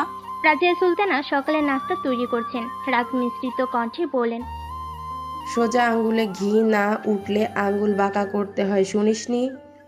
এতক্ষণ ভালো করে ডাকলাম, শুনলি না? যেই ফ্যান বন্ধ করলাম সুরসুর করে উঠে গেলি। তাড়াতাড়ি মুখ ধুয়ে পড়ার টেবিলে গিয়ে বস। পড়ার শব্দ যেন রান্নাঘর থেকে শুনতে পাই। মলিন মুখে বাথরুমে চলে গেল মৌনতা। ফ্রেশ হয়ে এসে পড়ার টেবিলের কাছে আসতেই ভুরু জোড়া কুঁচকে গেল। চেয়ারে বসে ঘুমিয়ে ঢুলছে নির্ঝর। নির্ঝরের মাথায় টোকা দিয়ে মৌনতা বসলো। নির্ঝর লাফিয়ে উঠল। মৌনতা বলল, কিরে ঝিমাচ্ছিস কেন? নির্ঝর অসহায় কণ্ঠে বলল, জানো আপা, সেই সকালে ঘুম থেকে উঠিয়ে পড়ার টেবিলে বসে রেখেছে মা। রাতে মনে হয় ঠিকমতো পড়িসনি। পড়েছি তো, তাও মা বসে রেখেছে। সমস্যা নেই, বেশি বেশি পড়, বড় হয়ে ডাক্তার ইঞ্জিনিয়ার হতে হবে তো। হুম। নিঝর পড়তে লাগলো। রান্নাঘর থেকে রাজিয়া সুলতানার আওয়াজ এলো। মৌনতা, তোর পড়ার শব্দ পাচ্ছি না কেন? পড়ছি তো মা। বলে জোরে জোরে পড়া শুরু করলো মৌনতা। পড়ার মাঝখানে নির্ঝর সাবধানতা অবলম্বন করে ফিসফিসিয়ে পড়ল। আপা জানো, অপূর্ব ভাই না সকালে চলে গেছে। কোথায় গেছে? কলেজে চলে গেছে। কলেজ না বোকা, ওইটা ভার্সিটি। তা কখন গেল? 8টা বাজে বের হতে দেখেছি। যাওয়ার আগে ভাইয়া আমায় 2টা বড় বড় ক্যাডবেরি দিয়েছে। নির্ঝর টেবিলের ডয়ার থেকে ক্যাডবেরি বের করে মৌনতাকে দেখালো, হেসে পড়ল। কিন্তু তোমাকে কিছু দেয়নি আপা? মৌনতা প্রত্যুত্তরে হাসলো। অপূর্ব তো তাকে গতকালই একটি দামি উপহার দিয়ে গেছে। 2 দিন অতিবাহিত হয়েছে। অপূর্ব তার বর্তমান ঠিকানায় পৌঁছেছে 2 দিন আগে। ক্লাস শেষ হলে হলের দিকে হাঁটা ধরল অপূর্ব। হুট করে পথ আটকে দাঁড়ালো কয়েকটি ছেলে। অপূর্ব ভুরুজোড়া কুঁচকে গেল। ছেলেগুলোর মধ্যে একজন রাগান্বিত স্বরে পড়ল, খুব রাজনীতি করা হচ্ছে তাই না? বড় ভাইদের সম্মান দিতে ভুলে গেছিস? অপূর্বের মুখটি শক্ত হয়ে গেছে, কপালের রগ ভাসমান। তাদের উদ্দেশ্যে বলল, আমি কখনো রাজনীতির সঙ্গে জড়িত ছিলাম না, আর ভবিষ্যতেও রাজনীতির সঙ্গে জড়াবো না। একটি ছেলে তাদের মধ্যকার একজনের উদ্দেশ্যে বলল, শুনেছি তো আত্মহত্যা করেছে। রনি নামক ছেলেটি অপূর্বের উদ্দেশ্যে বলল, গলা তুলে আমাদের সঙ্গে কথা বলার সাহস আছে কোথেকে? আমরা তোর সঙ্গে লাগলে কিন্তু তুই এখানে টিকতে পারবি না। বাক্স পটলা নিয়ে বাড়ি ফিরে যেতে হবে। অপূর্ব বলল, আমার জানা মতে এটি একটি পাবলিক ইউনিভার্সিটি। এখানে আসার জন্য আমাকে সর্বপ্রথম নিজেকে প্রমাণ করতে হয়েছে, পরীক্ষা দিতে হয়েছে, আর আমি তাতে সফলও হয়েছি। তারপরে এখানে লেখাপড়া করার সুযোগ পেয়েছি। তাহলে আপনারা আমায় তাড়ানোর কে? রনিদের দলের আরেকজন পলাশ বলে উঠল, দেখেছিস রনি, মুখে মুখে তর্ক করছে ছেলেটা। দেখো অপূর্ব, আমি ভালো করে তোমার সঙ্গে কথা বলছি। ওইসব আজে বাজে লেখালেখি বন্ধ করে জীবনটা উপভোগ করো, লেখাপড়ায় মন দাও। তোমার যদি কিছু হয়ে যায় তাহলে তোমার বাবা মাকে দেখবে কে বলো? অপূর্ব উত্তর দিল না, তাদের পাশ কাটিয়ে চলে গেল। মায়ের হাতে বিয়ের কার্ড দেখে ভুরু কুঁচকে নিল মৌনতা। আগ্রহ নিয়ে প্রশ্ন করলো, এটা কার বিয়ের কার্ড মা? কে দিয়ে গেছে? রাজিয়া সুলতানা মেয়ের হাতে কার্ড দিয়ে উত্তরে বলেন, দেখে নে। মৌনতা সবে কলেজ থেকে বাড়ি ফিরেছে। কলেজের ইউনিফর্ম পরেই সোফায় বসে কার্ড খুলে দেখতে লাগলো। পাত্রীর নামটি পড়তেই মৌনতার ঠোঁটে হাসি ফুটে উঠল। এটি নুসেরার বিয়ের কার্ড। রাজিয়া সুলতানা খুন্তি হাতে আবার ড্রয়িং রুমে উপস্থিত হলেন। মেয়ের উদ্দেশ্যে তীক্ষ্ণ কণ্ঠে বলেন, কলেজ থেকে সেই কখন ফিরেছিস, অথচ এখনো পোশাক বদলাসনি কেন? মৌনতা মায়ের প্রশ্নের উত্তর না দিয়ে উল্টো নিজের প্রশ্ন করলো, এটা তো নুসেরা আপুর বিয়ের কার্ড। তার মানে কাল আপুর বিয়ে। বিয়েতে যাবে না মা? বাড়িতে এসে দাওয়াত দিয়ে গেছে, না গেলে কি হয়? তাও ঠিক। এবার তুই পোশাক বদলে হাত মুখ ধুয়ে নে। কার্ডটি সোফায় রেখে ঘরে চলে গেল মৌনতা। উর্মিলা এবং হোসাইল মেয়েদের নিয়ে এখনো দাউদ ইসলামের বাড়িতে আছে। দুপুরে একসঙ্গে খেতে বসেছে সবাই। হোসাইল ইশারের স্ত্রীর উদ্দেশ্যে কিছু বলছে। উর্মিলা স্বামীর ইশারা বুঝতে পেরেও কোনো প্রতিক্রিয়া না করে চুপচাপ খেতে লাগলো। স্ত্রীর নীরবতা দেখে হোসাইল নিজেই বলার জন্য প্রস্তুত হলো। পানি খেয়ে গলা ভিজিয়ে নিল, তারপর দাউদ ইসলামের উদ্দেশ্যে বলল, ইদানিং ব্যবসাটা খুব খারাপ যাচ্ছে আব্বা। দোকানের মালামাল প্রায় শেষের দিকে। দাউদ ইসলাম মুখের খাবার শেষ করে উত্তরে বলেন, তাহলে নতুন মাল উঠাও। হোসেল খানিকক্ষণ নীরব রইল, তারপর ইনিয়ে বিনিয়ে বলতে লাগলো, নতুন মাল যে উঠাতে হবে তা তো আমি জানি আব্বা, কিন্তু দাউদ ইসলাম মেয়ের জামের দিকে মাথা তুলে তাকালেন। হোসেল জোরপূর্বক হেসে বলল, এই দ্রব্যমূল্যের ঊর্ধ্বগতিতে স্ত্রী সন্তানদের এবং বৃদ্ধ মা বাবা সহ 5 জনের সংসার চালাতে খুব হিমশিম খেতে হচ্ছে। দোকানে যে মাল উঠাবো তার টাকাটাও হাতে নেই। বন্ধুদের কাছ থেকে ধার দেনা করে গতবার মাল উঠিয়েছিলাম, সেই ঋণের টাকাটা এখনো শোধ করতে পারিনি। এখন আবার তাদের কাছে ধার চাওয়াও তো লজ্জার ব্যাপার। দাউদ ইসলাম প্রত্যুত্তর করলেন না, নীরব ভঙ্গিতে খেতে লাগলেন। হোসেল বলল, উর্মিলার ওয়ারিশটা যদি বুঝে দিতেন আব্বা। খাওয়া থামিয়ে দিলেন দাউদ ইসলাম। একবার মেয়ের দিকে আরেকবার মেয়ের জামের দিকে তাকালেন। শ্বশুরের এমন চাহনি দেখে হোসেন বলল, দেখেন আব্বা, উর্মিলা তো আপনার একমাত্র মেয়ে। মেয়ে হিসেবে আপনার কাছ থেকে যে ওয়ারিশ পাও না, এই দুর্দিনে এটাই আমাদের একমাত্র ভরসা। ওয়ারিশে পাওয়া সম্পত্তিটুকু বেচে যদি ব্যবসাটি আবার দাঁড় করানো যায়। দাউদ ইসলাম গম্ভীর কণ্ঠে বললেন, উর্মিলা, তুইও কি সোহাইলের সঙ্গে একমত? উর্মিলা মাথা নিচু করে আছে। হোসাইল বলল, ওর মতো না থাকলে কি আর আমি এ কথা বলতাম আব্বা? আমি তো আর বেশি কিছু চাইনি, শুধুমাত্র স্ত্রীর পাওনাটুকু চেয়েছি। সব তো আপনার মেয়ে এবং নাতি নাতনিরাই থাকবে আব্বা। দাউদ ইসলাম এটো হাত ধুয়ে নিলেন, বলতে লাগলেন, তোমার সঙ্গে আমার মেয়ের যখন বিয়ে ঠিক হয়েছিল তখন তোমার বাবা মা দাবি করেছিলেন মেয়েকে যাতে সোনা দিয়ে মুড়িয়ে তাদের বাড়িতে পাঠাই, এমনকি তোমাকে একটা বাইকও নাকি দিতে হবে। যৌতুক দিয়ে মেয়ে বিয়ে দেওয়ার ইচ্ছে আমার কোনো কালেই ছিল না। তোমাদের ইচ্ছে পূরণের মতো অত সামর্থ্য আমার ছিল না, কারণ আমি ছিলাম সাধারণ একজন ব্যাংক কর্মকর্তা। কিন্তু আমার মেয়ের তোমাকে খুব পছন্দ হয়েছিল, তাই আর না করতে পারিনি। বরঞ্চ তোমার বাবা মায়ের করা অন্যায় আবদারগুলো মেনে নেই। উর্মিলাকে সোনায় মুড়িয়ে পাঠাতে না পারলেও কান হাত গলা নাকে সোনা দিয়েই পাঠিয়েছে। তোমাকে ঘরে যেই খাট আলমারি আছে তাও আমার টাকায় কিনে দেওয়া। বিয়ের সময় তোমার সঙ্গে বরযাত্রী এসেছিল 150 জন, এটাও মেনে নিয়েছিলাম তোমার বাবার কথা মতো। ইলাহি আয়োজন করেছে। যে বাইক দিয়ে বিয়ের পর শ্বশুরবাড়ি আসতে, সেটাও আমার কেনা। আমার 2টো নাতনি যখন হয়েছিল তখনও সোনার চেইন দিয়ে তাদের দুজনের মুখ দেখেছিলাম। তোমাদের বাবা বেঁচে থাকাকালীন কোরবানি গরু কিংবা খাসি যখন যা পেরেছে দিয়ে এসেছে।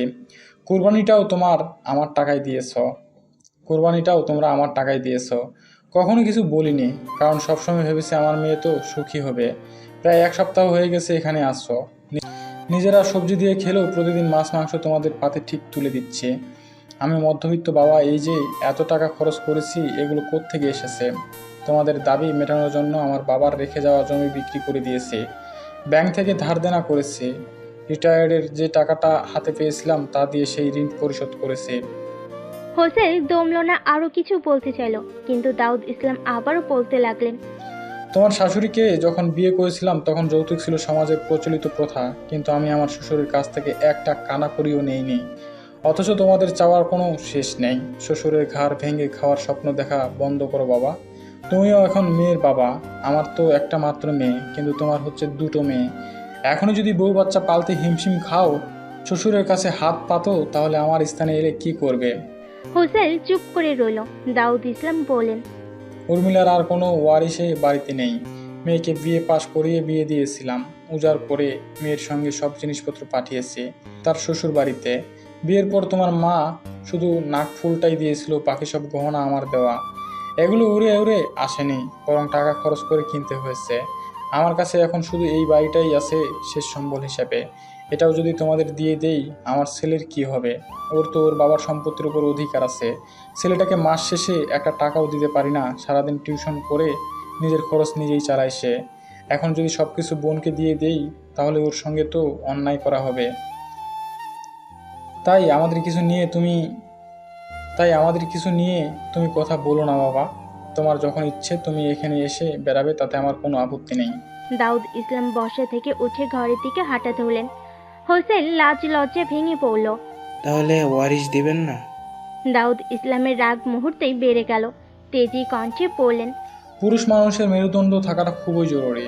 উর্মিলা, তুই তোর স্বামীকে ভালো করে সবকিছু বুঝিয়ে দিস। দাউদ ইসলাম চলে গেলেন। হোসেন খাওয়ার মাঝপথে হাত ধুয়ে রাগ দেখিয়ে চলে গেল। আয়েশা খানম পেছন থেকে ডেকে বললেন, বাবা, না খেয়ে চলে যাচ্ছ কেন?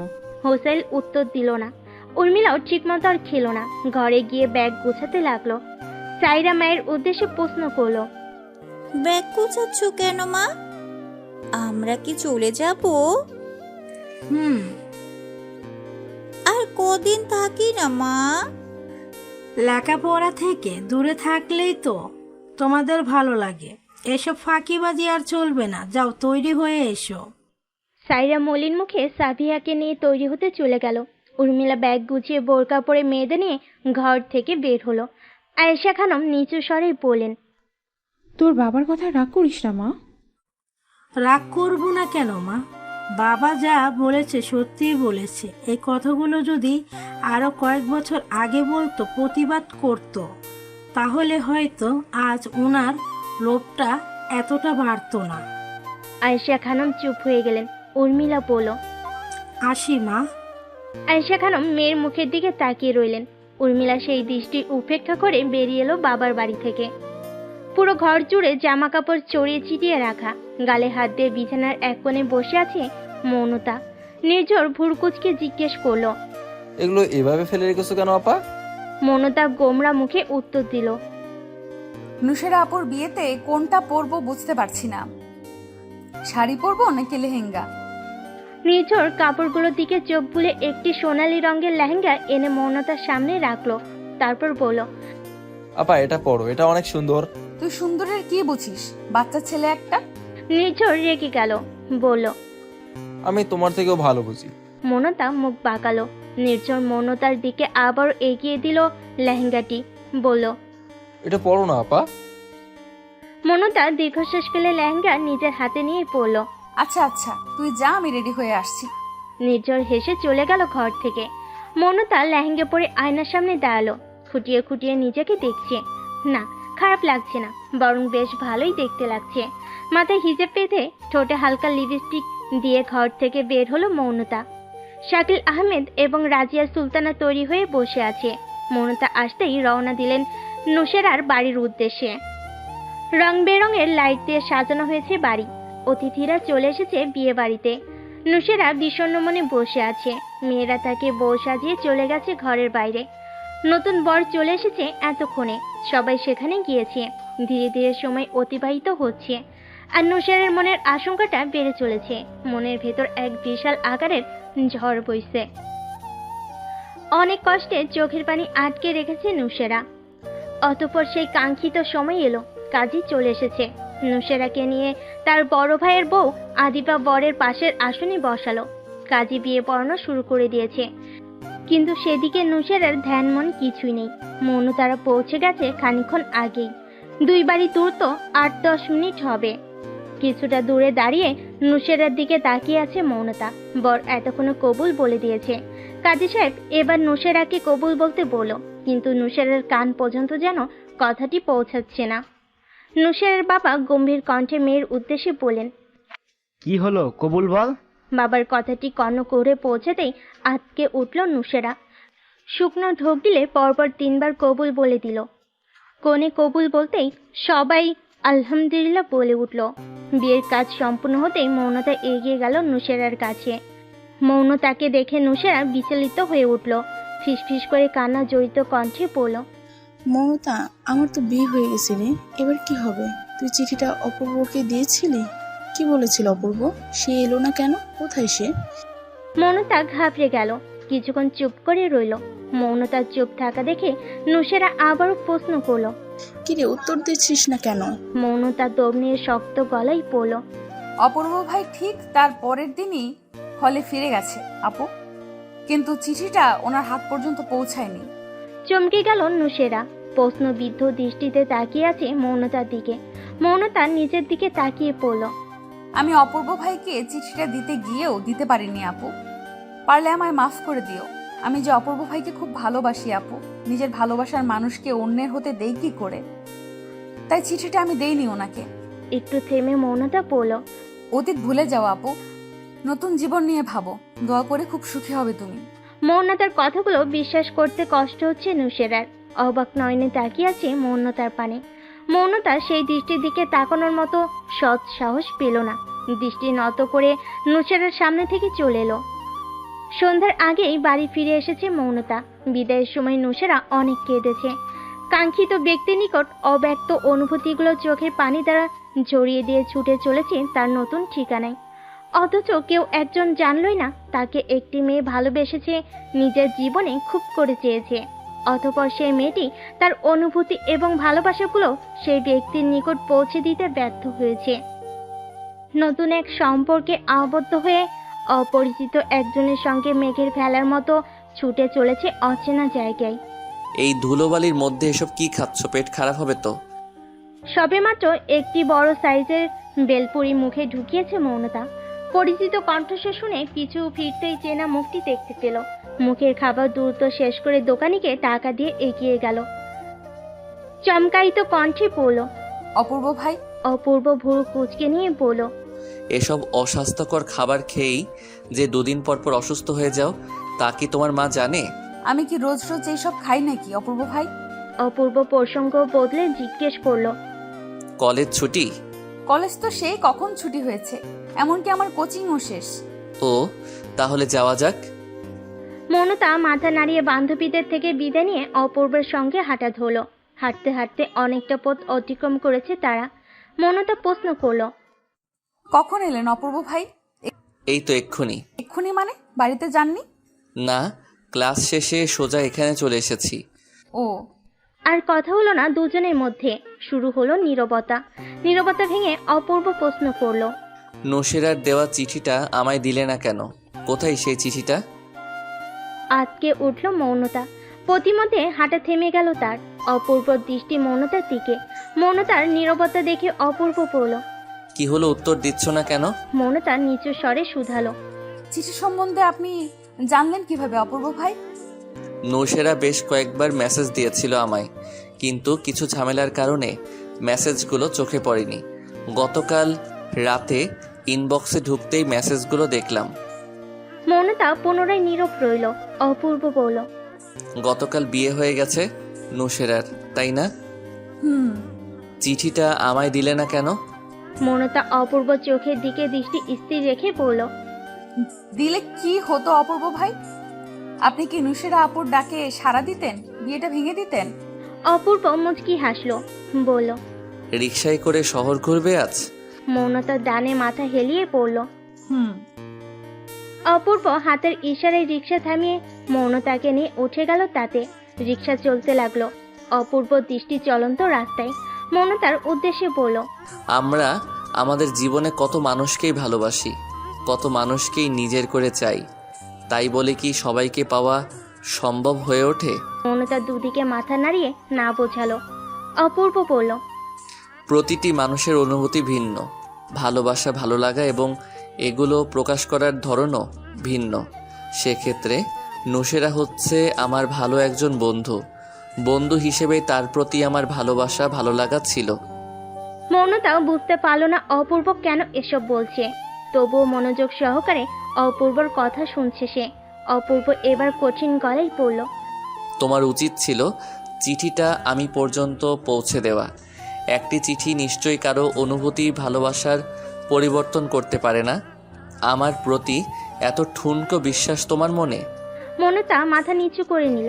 মিনমিনিয়ে বলতে লাগলো, আসলে অপূর্ব ভাই আমি। কথার মধ্যে মৌনতাকে থামিয়ে দিয়ে অপূর্ব বলল, চিঠিটা যদি আমার হাতে আসতো তাহলে আমি হয়তো নূশেরাকে বুঝিয়ে বলতে পারতাম, কিন্তু এখন তো আর সেই সুযোগটা নেই। বরঞ্চ মেয়েটি সারা জীবন একটি আক্ষেপ মনে নিয়ে ঘুরে বেড়াবে।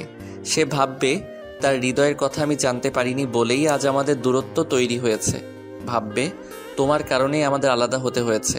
পারবে এই দায় এড়াতে? চোখ জোড়া ভিজে উঠল মৌনতার। অপূর্ব দম ছেড়ে খানিকটা সময় নিল। রিক্সাওয়ালার ভাড়া মিটিয়ে মৌনতাকে নিয়ে নেমে গেল। বলল, আচ্ছা বাড়িতে যাও তাহলে, আমারও ট্রেন আসার সময় হয়ে গেছে। মৌনতা কান্না জড়িত কণ্ঠে বলল, চলে যাবেন অপূর্ব ভাই?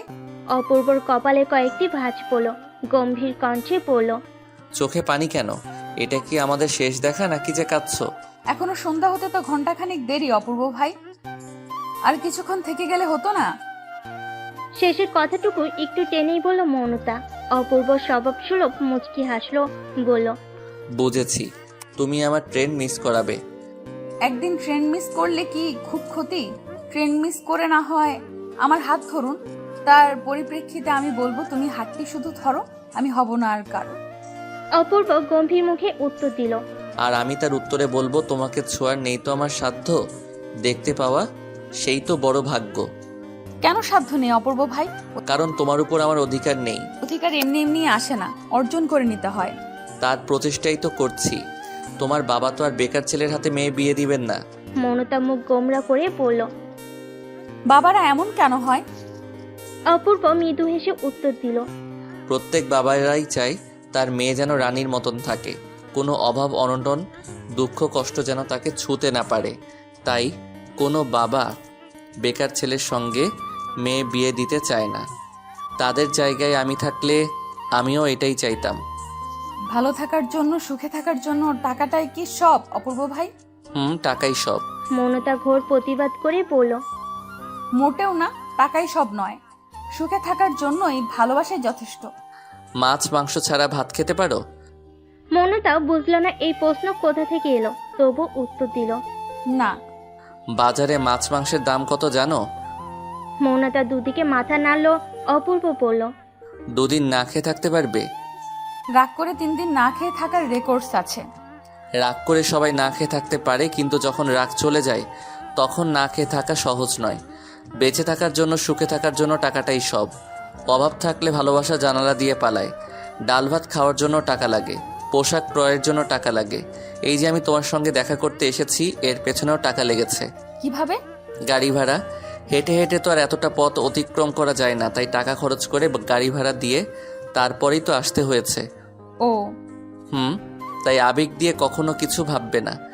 আবেগ দিয়ে প্রেম হয়, কিন্তু ভালোবাসা কিংবা সংসার কখনো হয় না। মৌনতা প্রতিক্রিয়া করল না। সন্ধ্যা নেমে এসেছে, মাগরিবের আজানের সময় হয়ে গেছে। অপূর্ব বাড়ি পর্যন্ত মৌনতাকে এগিয়ে দিয়ে বলল, বাড়ি যাও, এবার আমি আসি। মৌনতা ফিরতে প্রশ্ন করলো, আঙ্কেল আন্টির সঙ্গে দেখা করে যাবেন না অপূর্ব ভাই? আমার আসার খবর বাবা মা জানে না। এখন বাড়িতে ঢুকলে মা আজ আর যেতে দিবে না। আচ্ছা, বিদায়। বেঁচে থাকলে খুব শীঘ্রই দেখা হবে। মৌনতা থেকে বিদায় নিয়ে চলে গেল অপূর্ব। মৌনতা অপূর্ব যাওয়ার দিকে তাকিয়ে বাড়িতে প্রবেশ করলো। রাজিয়া সুলতানা শক্ত কণ্ঠে মেয়েকে প্রশ্ন করলেন, আসতে দেরি হলো কেন? মৌনতা ভাবতে লাগলো কি উত্তর দিবে। রাজিয়া সুলতানা তাকিয়ে আছেন মেয়ের দিকে। মৌনতা বললেন, ফ্রেন্ডসদের সঙ্গে ছিলাম মা। কলেজের কাছে একটা মেলা বসেছে, ওখানেই গিয়েছিলাম। এখন আবার কিসের মেলা বসেছে? বৃক্ষ মেলা মা। বৃক্ষ মেলা এই দিনে বসে নাকি? তুমি কি আমায় সন্দেহ করছো মা? ঠিক আছে চলো, তোমায় দেখিয়ে আনি। এখন তো সন্ধ্যা হয়ে গেছে, কাল না হয় যাব। মৌনতা চমকে গেল। রাজিয়া সুলতানাকে পাশ কাটিয়ে ঘরের দিকে যেতে যেতে বলল, তুমিও আমায় বিশ্বাস করলে না মা। এই জীবন রেখে কি করব আমি? 3 দিন পার হয়ে গেছে। অচেনা নাম্বার থেকে বিভিন্ন হুমকি ধামকির মেসেজ মোবাইলে ভরে গেছে। বিছানায় লম্বা হয়ে শুয়ে আছে অপূর্ব। মাথার মধ্যে কত শত ভাবনা। সত্য থেকে মিথ্যার জোর এখন বেশি। অন্যের প্রতিবাদ করলে মানুষের শত্রুর সংখ্যা বেড়ে যায়, মৃত্যুর সম্মুখে এসে দাঁড়ায়। অথচ যারা অন্যায় করে তারা সমাজের মধ্যে মাথা তুলে সসম্মানে বেঁচে থাকে। অপূর্বর রুমমেট রাব্বি এগিয়ে এলো, বলল, রনির দলবল তোর ওপর অনেক ক্ষেপে আছে। ওরা খুব খারাপ অপূর্ব। যদি তোর কোনো ক্ষতি করে দেয়, বাদ দে না এইসব লেখালেখি। বন্ধ চোখ জোড়া খুলে ফেল অপূর্ব। রাব্বির কথার পরিপ্রেক্ষিতে কিছু বলল না। পুরনো কথাগুলো মনে পড়ে গেল। ভার্সিটিতে যখন পা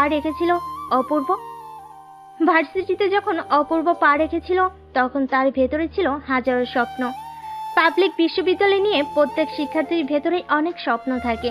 বোর্ড পরীক্ষার পর সবার প্রথম লক্ষ্যই হচ্ছে এই পাবলিক বিশ্ববিদ্যালয়গুলো।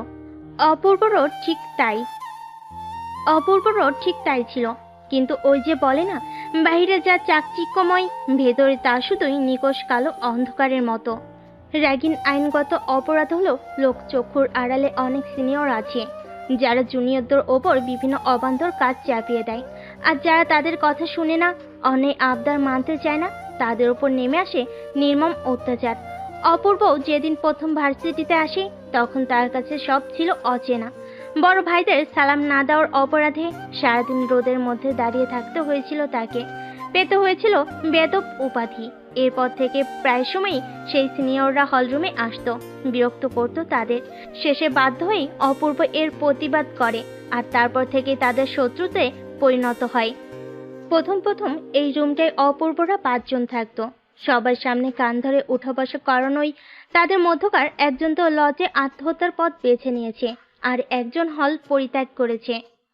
এই সিনিয়রদের কত অন্যায় আবদার, কত করেছে কত নোংরা তৈরি করেছে কত নোংরা নিয়ম, যার বিষয়ে সামাজিক গণমাধ্যমে অনেক লেখালেখিও করেছে অপূর্ব। এমনকি কয়েকজনকে সঙ্গে নিয়ে উপর মহলে অভিযোগ জানিয়েছে। তারপর থেকে ওরা অপূর্বর পেছনে লেগেছে। অপূর্বকে যারা সঙ্গ দিয়েছিল তারাও জীবন ভয়ে সরে দাঁড়িয়েছে প্রতিবাদ করা থেকে, কিন্তু অপূর্ব সরেনি। সে তার স্থানে দৃঢ় প্রত্যয় নিয়ে অনড় রয়েছে। অপূর্বর কাছ থেকে কোনো উত্তর না পেয়ে বিরক্ত হলো রাব্বি। বলল, তুই তোর বাবা মায়ের একমাত্র ছেলে, তোর কিছু হলে তাদের কি হবে বলতো? এই ভয়ে কি মাথা নিচু করে ওই বাজে ছেলেগুলোর পা চাটবো? রাব্বি দীর্ঘশ্বাস ফেল। অপূর্ব সিলিং ফ্যানের দিকে তাকিয়ে নরম কণ্ঠে বলল, জানিস, আমার বাবা না সবসময় একটা কথা বলে, যাই করিস না কেন অন্যায়ের কাছে, মিথ্যের কাছে কখনো মাথা নত করবি না।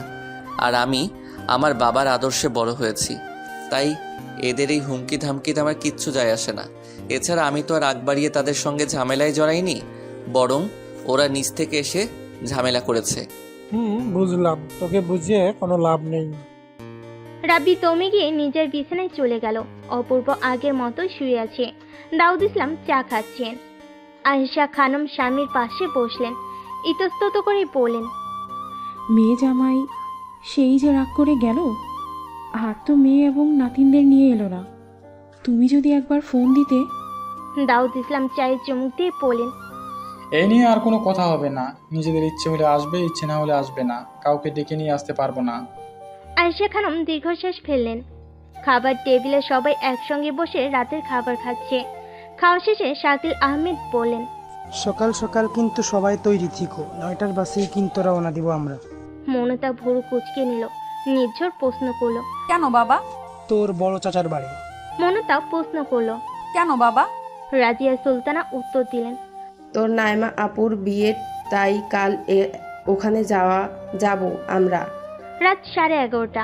দাউদ ইসলাম সবে বিছানায় শুয়েছেন, ঘুমানোর প্রস্তুতি নিচ্ছেন। তৎক্ষণাৎ মোবাইলের রিংটোন বেজে উঠল। স্ত্রীর উদ্দেশ্যে বললেন, মোবাইলটা এদিকে দাও তো। আয়েশা খানম মোবাইল এগিয়ে দিলেন স্বামীর দিকে। চেনা নাম্বার থেকে খুশি হলেন দাউদ ইসলাম। ফোন রিসিভ করতেই অপর পাশ থেকে ভেসে এলো, কেমন আছো বাবা? আলহামদুলিল্লাহ ভালো, তুই কেমন আছিস? আলহামদুলিল্লাহ। ওয়াইফাই অন করবে বাবা, তোমাদের খুব দেখতে ইচ্ছে করছে। আচ্ছা করছি। ফোন রিসিভ করতেই অপর পাশ থেকে ভেসে এলো। কল কেটে গেল। কয়েক সেকেন্ড পরে ভিডিও কল এলো। দাউদ ইসলাম এবং আয়েশা খানম মোবাইলের দিকে মুখ করে পাশাপাশি বসলেন। অপূর্ব পলকহীন চোখে তাকিয়ে আছে বাবা মায়ের দিকে। আয়েশা খানম ছেলেকে প্রশ্ন করলেন, রাতে খাবার খেয়েছিস? মা। তাহলে তোর মুখ এমন শুকনো শুকনো লাগছে কেন? কিছু কি হয়েছে? না মা, কিছু হয়নি। দাউদ ইসলাম বলেন, আজ হঠাৎ এত রাতে বাবা মাকে দেখতে ইচ্ছে হলো, ব্যাপার কি? অপূর্ব শুকনো মুখে হেসে বলল, তোমাদের দেখার খুব ইচ্ছে হলো তাই ফোন করেছি। আমার না কেমন যেন লাগছে বাবা, মনে হচ্ছে এটাই যেন তোমাদের সঙ্গে শেষ দেখা। আয়েশা খানম ধমক দিয়ে বলল, এ আবার কেমন ধরনের কথা অপূর্ব? অপূর্ব পুনরায় হাসলো। প্রায় 1 ঘন্টার মতো বাবা মায়ের সঙ্গে কথা বলে অনিচ্ছা সত্ত্বেও ফোন কাটলো। পুরো একটা দিন অতিবাহিত হয়ে আরেকটি দিনের সূচনা হয়েছে, কিন্তু সে যে গত পরশু রাতে অপূর্ব বাড়িতে ফোন করেছিল, তারপর আর তার কোনো খবর নেই। সকাল থেকে আয়েশা খানম ছেলের চিন্তায় মশগুল হয়ে আছেন। চিন্তিত কণ্ঠে স্বামীর উদ্দেশ্যে বললেন, আরেকবার ফোন করে দেখো না ছেলেটার কি হয়েছে। ও তো এমন করে না, রোজই তো ফোন করে আমাদের সঙ্গে কথা বলে। দাউদ ইসলাম স্ত্রীর কথার উত্তরে বললেন, গতকাল থেকে তো চেষ্টা করে যাচ্ছি, কিন্তু নাম্বার বারবার বন্ধ বলছে। ওর কোনো বন্ধুকে ফোন করে দেখো না, যদি কোনো খবর পাও। ওর বন্ধুদের নাম্বার আমার কাছে আছে নাকি? ওই সব ভার্সিটিতে তো যখন তখন পরীক্ষা কিংবা প্রেজেন্টেশন শুরু হয়ে যায়, হয়তো তাই নিয়ে ব্যস্ত আছে। আমরা বরং আজ রাতটা অপেক্ষা করি, দেখবে ছেলে আমাদের ঠিক সময় ফোন করে খোঁজ খবর নেবে। স্ত্রীকে কোনো মতে বুঝিয়ে বাড়ির বাইরে চলে গেলেন দাউদ ইসলাম। কোনো বোঝে আয়েশা খানমের মাথা থেকে চিন্তা দূর করতে পারেনি। যতই হোক, মা তো, সন্তানের কিছু হলে তাদের মনটাই আগে কুড় ডেকে ওঠে। দাউদ ইসলাম নিজেও ছেলের চিন্তা থেকে বের হতে পারছেন না। দিন পেরিয়ে সন্ধ্যা হয়ে গেল। মাগরিবের নামাজ পড়ে ড্রয়িং রুমে বসে আছেন দাউদ ইসলাম। মোবাইলের রিংটোন বেজে উঠতেই রিসিভ করে কানের কাছে ধরে বললেন, আসসালামু আলাইকুম, কে বলছেন? অপর পাশ থেকে ভেসে এলো, আমি অপূর্বর বন্ধু রাব্বি বলছি চাচা। দাউদ ইসলামের চোখ চিকচিক করে উঠল। বিচলিত কণ্ঠে জিজ্ঞেস করলেন, অপূর্ব কোথায় বাবা? গতকাল থেকে ফোন করছি কিন্তু ধরছেই না। এদিকে ওর মা আর আমি তো চিন্তায় শেষ। এই বুড়ো বয়সে এত চিন্তা কি সহ্য হয় বলো? রাপি থতমত খেয়ে গেল। গোছালো কথাগুলো অগোছালো হয়ে গেছে মুহূর্তেই। ফোনের অপর প্রান্ত থেকে কোনো সার শব্দ না পেয়ে দাউদ ইসলাম ফের বললেন, কি হলো বাবা, কথা বলছো না কেন? কোথায় অপূর্ব? রাপি জোরে একটা নিঃশ্বাস টেনে নিয়ে বললেন, চাচা আপনাকে একবার আসতে হবে। কেন বাবা, আর কোথায় আসবো? আমি মেসেজের ঠিকানা পাঠিয়ে দিচ্ছি চাচা, আপনি আপনার কোনো রিলেটিভ বা পরিচিত কাউকে নিয়ে সেই ঠিকানায় আজকের মধ্যে চলে আসুন। এখানে আসলে অপূর্বকে পেয়ে যাবেন। কল কেটে গেল। আয়েশা খানম এতক্ষণ স্বামীর পাশে চুপটি করে বসেছিলেন। মোবাইল কান থেকে সরাতেই প্রশ্ন করলেন, কি বললো? অপূর্ব কোথায়? ওর ফোনে কি হয়েছে? বললো একবার যেতে হবে ওখানেই, তাহলে নাকি অপূর্বর দেখা পাবো। কিছু হয়েছে? তা তো বললো না, একা একা যেতে নিষেধ করলো। এছাড়া এতটা পথ কি আমার পক্ষে একা যাওয়া সম্ভব? মিরাজকে ফোন করে আসতে বলে দাও।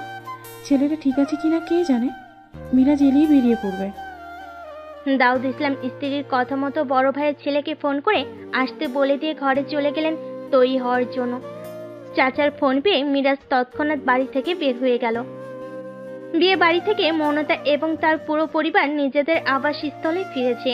পোশাক বদলেই কাজে লেগে গেলেন রাজিয়া সুলতানা। মাত্র কয়েকদিনেই ঘরগুলো কেমন ময়লা হয়ে গেছে। মৌনতা হাত পা চড়িয়ে সোফায় বসে বিরক্তি নিয়ে বলল, উফ মা, এতটা পথ জার্নি করে এলে একটু শুয়ে বিশ্রাম নেবে, তা না করে কাজে লেগে পড়েছো।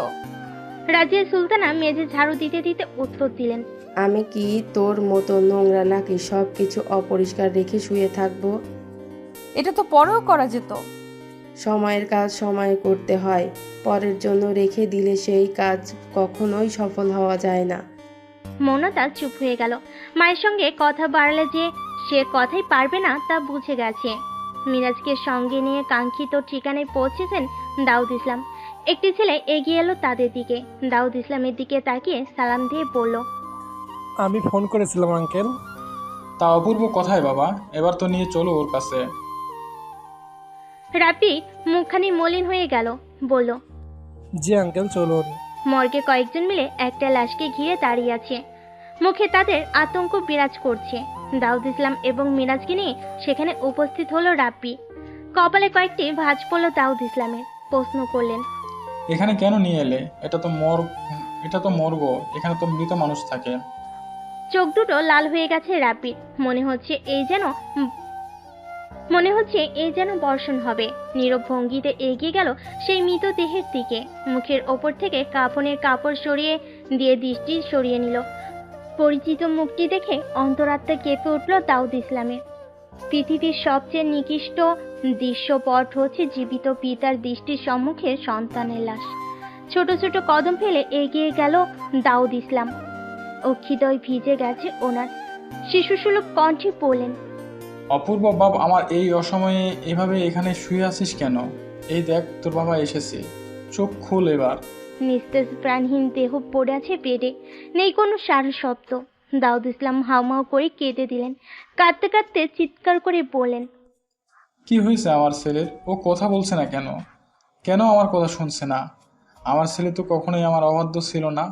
ওঠ না অপূর্ব, ওদিক তোর মা যে তোর জন্য অপেক্ষা করছে। মিরাজ দাউদ ইসলামের বাহু ধরে ওনাকে সামলানোর চেষ্টা করতে লাগলো, কিন্তু পুত্রের এমন অবস্থা দেখে কিছুতেই স্বাভাবিক হতে পারছেন না দাউদ ইসলাম। ওনার প্রেশার বেড়ে গেছে। উপস্থিত একজন ডাক্তার থেমে থেমে বলেন, অপূর্ব হায় বেঁচে নেই, উনি গতকাল রাতেই আত্মহত্যা করেছেন। কথাটি মুহূর্তের মধ্যেই দাউদ ইসলামের মস্তিষ্কে আঘাত করে। ওনার দেহখানা ভারসাম্য হারিয়ে লুটিয়ে পড়ে মিরাজের উপর।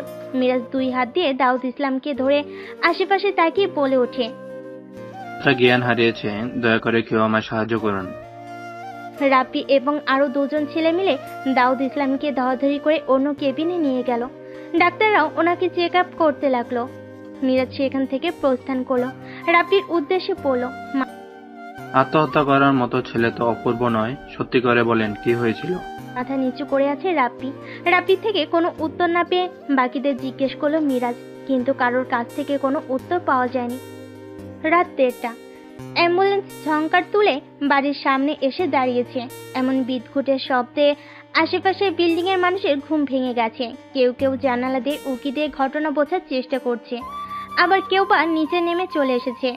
আয়েশা খানম দরজা খুলে বাহিরে এলেন। চমকায়িত দৃষ্টিতে তাকিয়ে আছেন সেখানে। অ্যাম্বুলেন্স থেকে প্রথমে একটি স্ট্রেচারে করে দাউদ ইসলামকে নামানো হলো।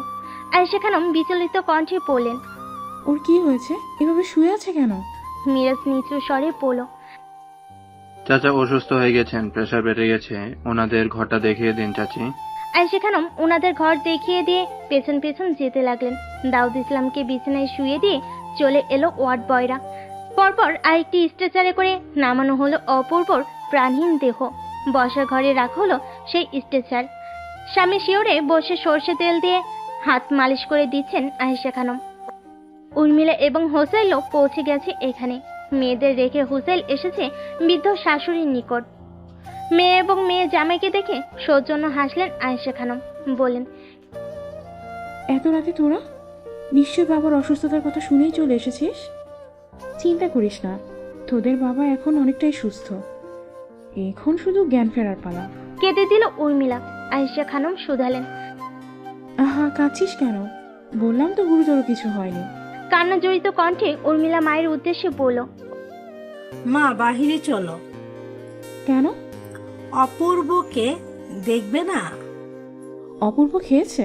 উর্মিলার চোখ বেয়ে পানি পড়ছে। আয়েশা খানম রাগান্বিত স্বরে বললেন, কোথায় অপূর্ব? বাইরে কি করছে? এদিকে বাবা অসুস্থ হয়ে বিছানায় শুয়ে আছে, মা চিন্তা করছে, আর সে কিনা বাইরে বসে আছে। ডেকে আনুকে। ও যে আসতে পারবে না মা, তোমাকে যেতে হবে। আমায় যেতে হবে? এসব বাচ্চামো বাদ দিতে বল ওকে। দেখছিস তো তোদের বাবা অসুস্থ, এখন আমি এখান থেকে উঠে কি করে যাই? সাইরার বাবা না হয় বাবার কাছে থাকবে, তুমি চলো না মা অপূর্বর কাছে। আয়েশা খানম বিরক্ত হলেন। দীর্ঘশ্বাস ফেলে বসা থেকে উঠে দাঁড়িয়ে মেয়ের সঙ্গে চললেন বসার ঘরে। বেশ কয়েকজন লোক জড়ো হয়েছে বাড়িতে। অনেকক্ষণ আগেই মিরাজ বাড়িতে ফোন করে জানিয়ে দিয়েছে, আত্মীয় স্বজনেরা আসা শুরু করে দিয়েছে। বসার ঘরে আসতেই আয়েশা খানমের পা জোড়া থেমে গেল। উর্মিলা নিজের কান্না আর চেপে রাখতে পারল না, হামাও করে কাঁদছে সে। আয়েশা খানম শুকনো ঢোক গিলে বললেন, কে শুয়ে আছে ওখানে? তোরা কাঁদছিস কেন? কি রে, বল না, কে ওখানে? একজন লোক গিয়ে মুখ থেকে সাদা কাফনের কাপড় সরিয়ে দিলেন। সঙ্গে সঙ্গে মেঝেতে ঢপ করে পড়লেন আয়েশা খানম।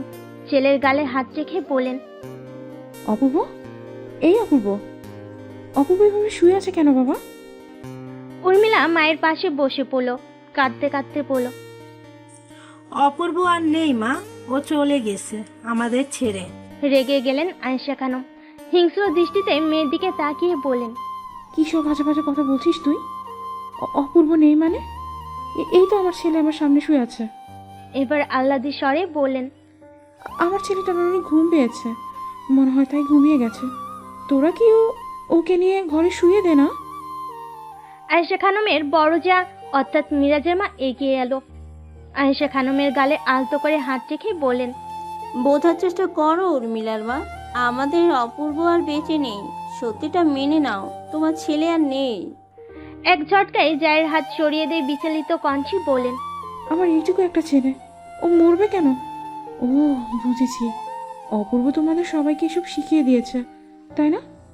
আয়েশা খানমকে সত্যটা বোঝাতে না পেরে সবাই হাল ছেড়ে দিল। আয়েশা খানম অপূর্বের গালে চাপড় মারতে মারতে বলেন, ওঠ না অপূর্ব, রেগে যাচ্ছি কিন্তু আমি। তুই না উঠলে আমি আবার সত্যি সত্যি মারবো। ওই অপূর্ব, ওঠ। কেন বুঝতে পারছিস না? তোর মায়ের বয়স হয়েছে, এখন কি ফাজলামি করার বয়স আছে? তারপরও ছেলের কোনো সার শব্দ পেলেন না আয়েশা খানম। আচমকা চিৎকার করে কেঁদে উঠলেন তিনি। ছেলের বুকে মাথা রেখে কাঁদতে কাঁদতে বলেন, এ হতে পারে না, আমার ছেলে মরতে পারে না। তো তোমরা কি ওকে বলো না আমার সঙ্গে কথা বলতে? ওকে ছাড়া বাঁচবো কি করে? ওর না বাবা, একবার আমার সঙ্গে কথা বল বাবা। মৃত মানুষ কি আর কথা বলতে পারে কখনো? না, পারে না। অপূর্বও পারেনি, মায়ের আদেশে পালন করতে পারেনি চোখ খুলে তাকিয়ে মা বলে ডাকতে। সবাই তাকিয়ে তাকিয়ে দেখে নিচ্ছে সেই নির্মম নিকৃষ্ট ঘটনা, যেখানে মৃত ছেলের লাশের পাশে বসে কাঁদছে একজন অসহায় মা। যে কিনা কয়েক মুহূর্ত আগেও ছেলের সঙ্গে কথা বলার জন্য উতলা হয়ে বসেছিল। কি নির্মম এক ঘটনা, যা কল্পনা করতেও চোখ ভিজে যায়। উপস্থিত সকলের চোখও ভিজে গেছে। আয়েশা খানম মৃত ছেলের কানের কাছে মুখ নিয়ে বলেন, তোর জন্য কষা গোশত রান্না করেছিলাম এই সন্ধ্যায়। ভেবেছিলাম তুই তোর বাবার সঙ্গে বাড়ি ফিরলে তোকে খেতে দিব। এখন ওগুলোর কি হবে? বলেই হু হু করে কেঁদে দিলেন আয়েশা খানম। লুটিয়ে পড়লেন ছেলের উপর। উর্মিলার অবস্থাও নাজেহাল। একমাত্র ভাইয়ের মৃতদেহ দেখে সেও স্থির হতে পারছে না।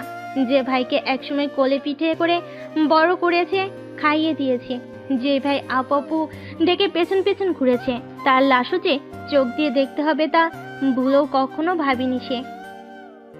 আয়েশা খানমকে কয়েকজন মহিলা মিলে অপূর্বের লাশের উপর থেকে সরানোর চেষ্টা করতে লাগলেন, কিন্তু আয়েশা খানম শক্ত করে ছেলেকে জড়িয়ে ধরে আছেন, বলছেন, আমি আমার ছেলেকে কোথাও যেতে দিব না। চোখ খুলতেই হবে ওকে। ওর জন্য যে ওর পছন্দের সব খাবার রান্না করেছি আমি, ওকে খেতে হবে সেগুলো। ওর না বাবা আমার, আমি নিজের হাতে আজ তোকে খাইয়ে দেবো, কেমন? ওর না বাবা। বাবা মা না অপূর্ব ভাইদের বাড়িতে গেছে। জানো আপা, সবাই বলছে অপূর্ব ভাই নাকি আকাশের তারা হয়ে গেছে। ঘুমের ঘরে নির্জরের এমন কথা শুনে লাফিয়ে উঠল মৌনতা। সব ঘুম চলে গেল মুহূর্তের মধ্যেই। মৌনতা জিজ্ঞেস করলো, কি বললি? আবার বল। নির্ঝর আবারও বলল, অপূর্ব ভাইকে না একটা সাদা কাপড় দিয়ে ঢেকে রাখা হয়েছে, আর অপূর্ব ভাইও চোখ বন্ধ করে শুয়ে আছে, কোনো নড়াচড়ে করছে না। সবাই বলছে অপূর্ব ভাই আর নেই আপা। হঠাৎ করে মেজাজ বিগড়ে গেল মৌনতার। চোখ রাঙিয়ে বলল, এই মাঝরাতে আর দুষ্টুমি খুঁজে পাস না? এসব কি ধরনের কথা নির্ঝর? আমি দুষ্টামি করছি না আপা, তুমি চলো অপূর্ব ভাইদের বাড়িতে। আন্টি অনেক কান্নাকাটি করছে। মস্তিষ্ক যেন ফাঁকা হয়ে গেল মৌনতার। বিছানা ছেড়ে উঠে দাঁড়ালো। ওনাটা মাথায় মুড়িয়ে নির্ঝরকে নিয়ে বাড়ি থেকে বের হলো। অপূর্বদের বাড়ির সামনে মানুষজন ভিড় করে রেখেছে। চারিদিকে ফজরের আজানের ধ্বনি। যত সামনে এগোচ্ছে গলা শুকিয়ে যাচ্ছে মৌনতার। মনে হচ্ছে কেউ গলা চেপে ধরে রেখেছে। রাজিয়া সুলতানা বাকিদের সঙ্গে আয়েশা খানমের মাথায় পানি ঢালছেন। ছেলের শোকে বেশ কয়েকবার জ্ঞান হারিয়েছেন তিনি। আগরবাতির গন্ধে চারিদিক মোমো করছে। সাদা কাফনে মোড়ানো নিষ্প্রাণ দেহ পড়ে আছে বসার ঘরের মেঝেতে। তাকে ঘিরে বসে আছে আত্মীয় স্বজনেরা। মনতা সেখানে এসে দাঁড়ালো। শাকিল আহমেদ মেয়েকে দেখে এগিয়ে এলেন, বলেন, তুই এখানে আসতে গেলি কেন? নিশ্চয়ই নির্ঝর তোকে নিয়ে এসেছে। যা বাড়িতে যা। মনতা ভাঙ্গা ভাঙ্গা গলায় পড়ল, এটা কে বাবা? সত্যি কি অপূর্ব ভাই? গলায় আটকে গেছে বাকি কথা। শাকিল আহমেদ হয়তো কিছু বলতে চাইলেন, তার আগে মনতা হাঁটু মুড়ে বসে পড়ল। মুখের উপর থেকে কাপড় সরিয়ে চমকে গেল। নিষ্পলক দৃষ্টিতে তাকিয়ে আছে অপূর্বর দিকে। কি সুন্দর দেখতে লাগছে অপূর্বকে। এমন শান্ত ঘুমন্ত অপূর্বকে আগে কখনো দেখেনি মৌনতা। পুরুষ মানুষ ঘুমালে এত সুন্দর লাগে মৌনতা ভেবে পায় না। বড় বড় কত লেখকদের কত কত উপন্যাস পড়েছে মৌনতা, কিন্তু এমন কোনো বর্ণনা সে খুঁজে পায়নি। মুহূর্তে মৌনতার ইচ্ছে জাগলো লেখক হবার। ইচ্ছে হলো একটি উপন্যাস লেখার, যেই উপন্যাসে সে একটি পুরুষকে নিয়ে লিখবে। সেই পুরুষটি হচ্ছে অপূর্ব, যার থেকে চোখ সরাতে ইচ্ছে করে না মৌনতার। এতক্ষণে অপূর্ব যদি জেগে থাকতো, তাহলে হয়তো এভাবে ব্যাহের মতো তাকিয়ে থাকার জন্য কবিতার মাধ্যমে মৌনতাকে অপমানিত করত। ওখানে কি আমি আপনাকে পাবো অপূর্ব ভাই? আমি আপনার সঙ্গে মেঘের ভেলা হয়ে সামনে এগিয়ে যেতে চেয়েছিলাম অপূর্ব ভাই, কিন্তু আপনি তো একা একাই চলে গেলেন। তাতে কি হয়েছে? আমি অপেক্ষা করব আপনার জন্য। আপনার জায়গাটা যে কেউ দখল করতে পারবে না। আমি সব সময় চিৎকার করে বলবো, আমি একজন পুরুষকে ভালোবাসতাম আর এখনো ভালোবাসি। সে হচ্ছে আমার অপূর্ব ভাই।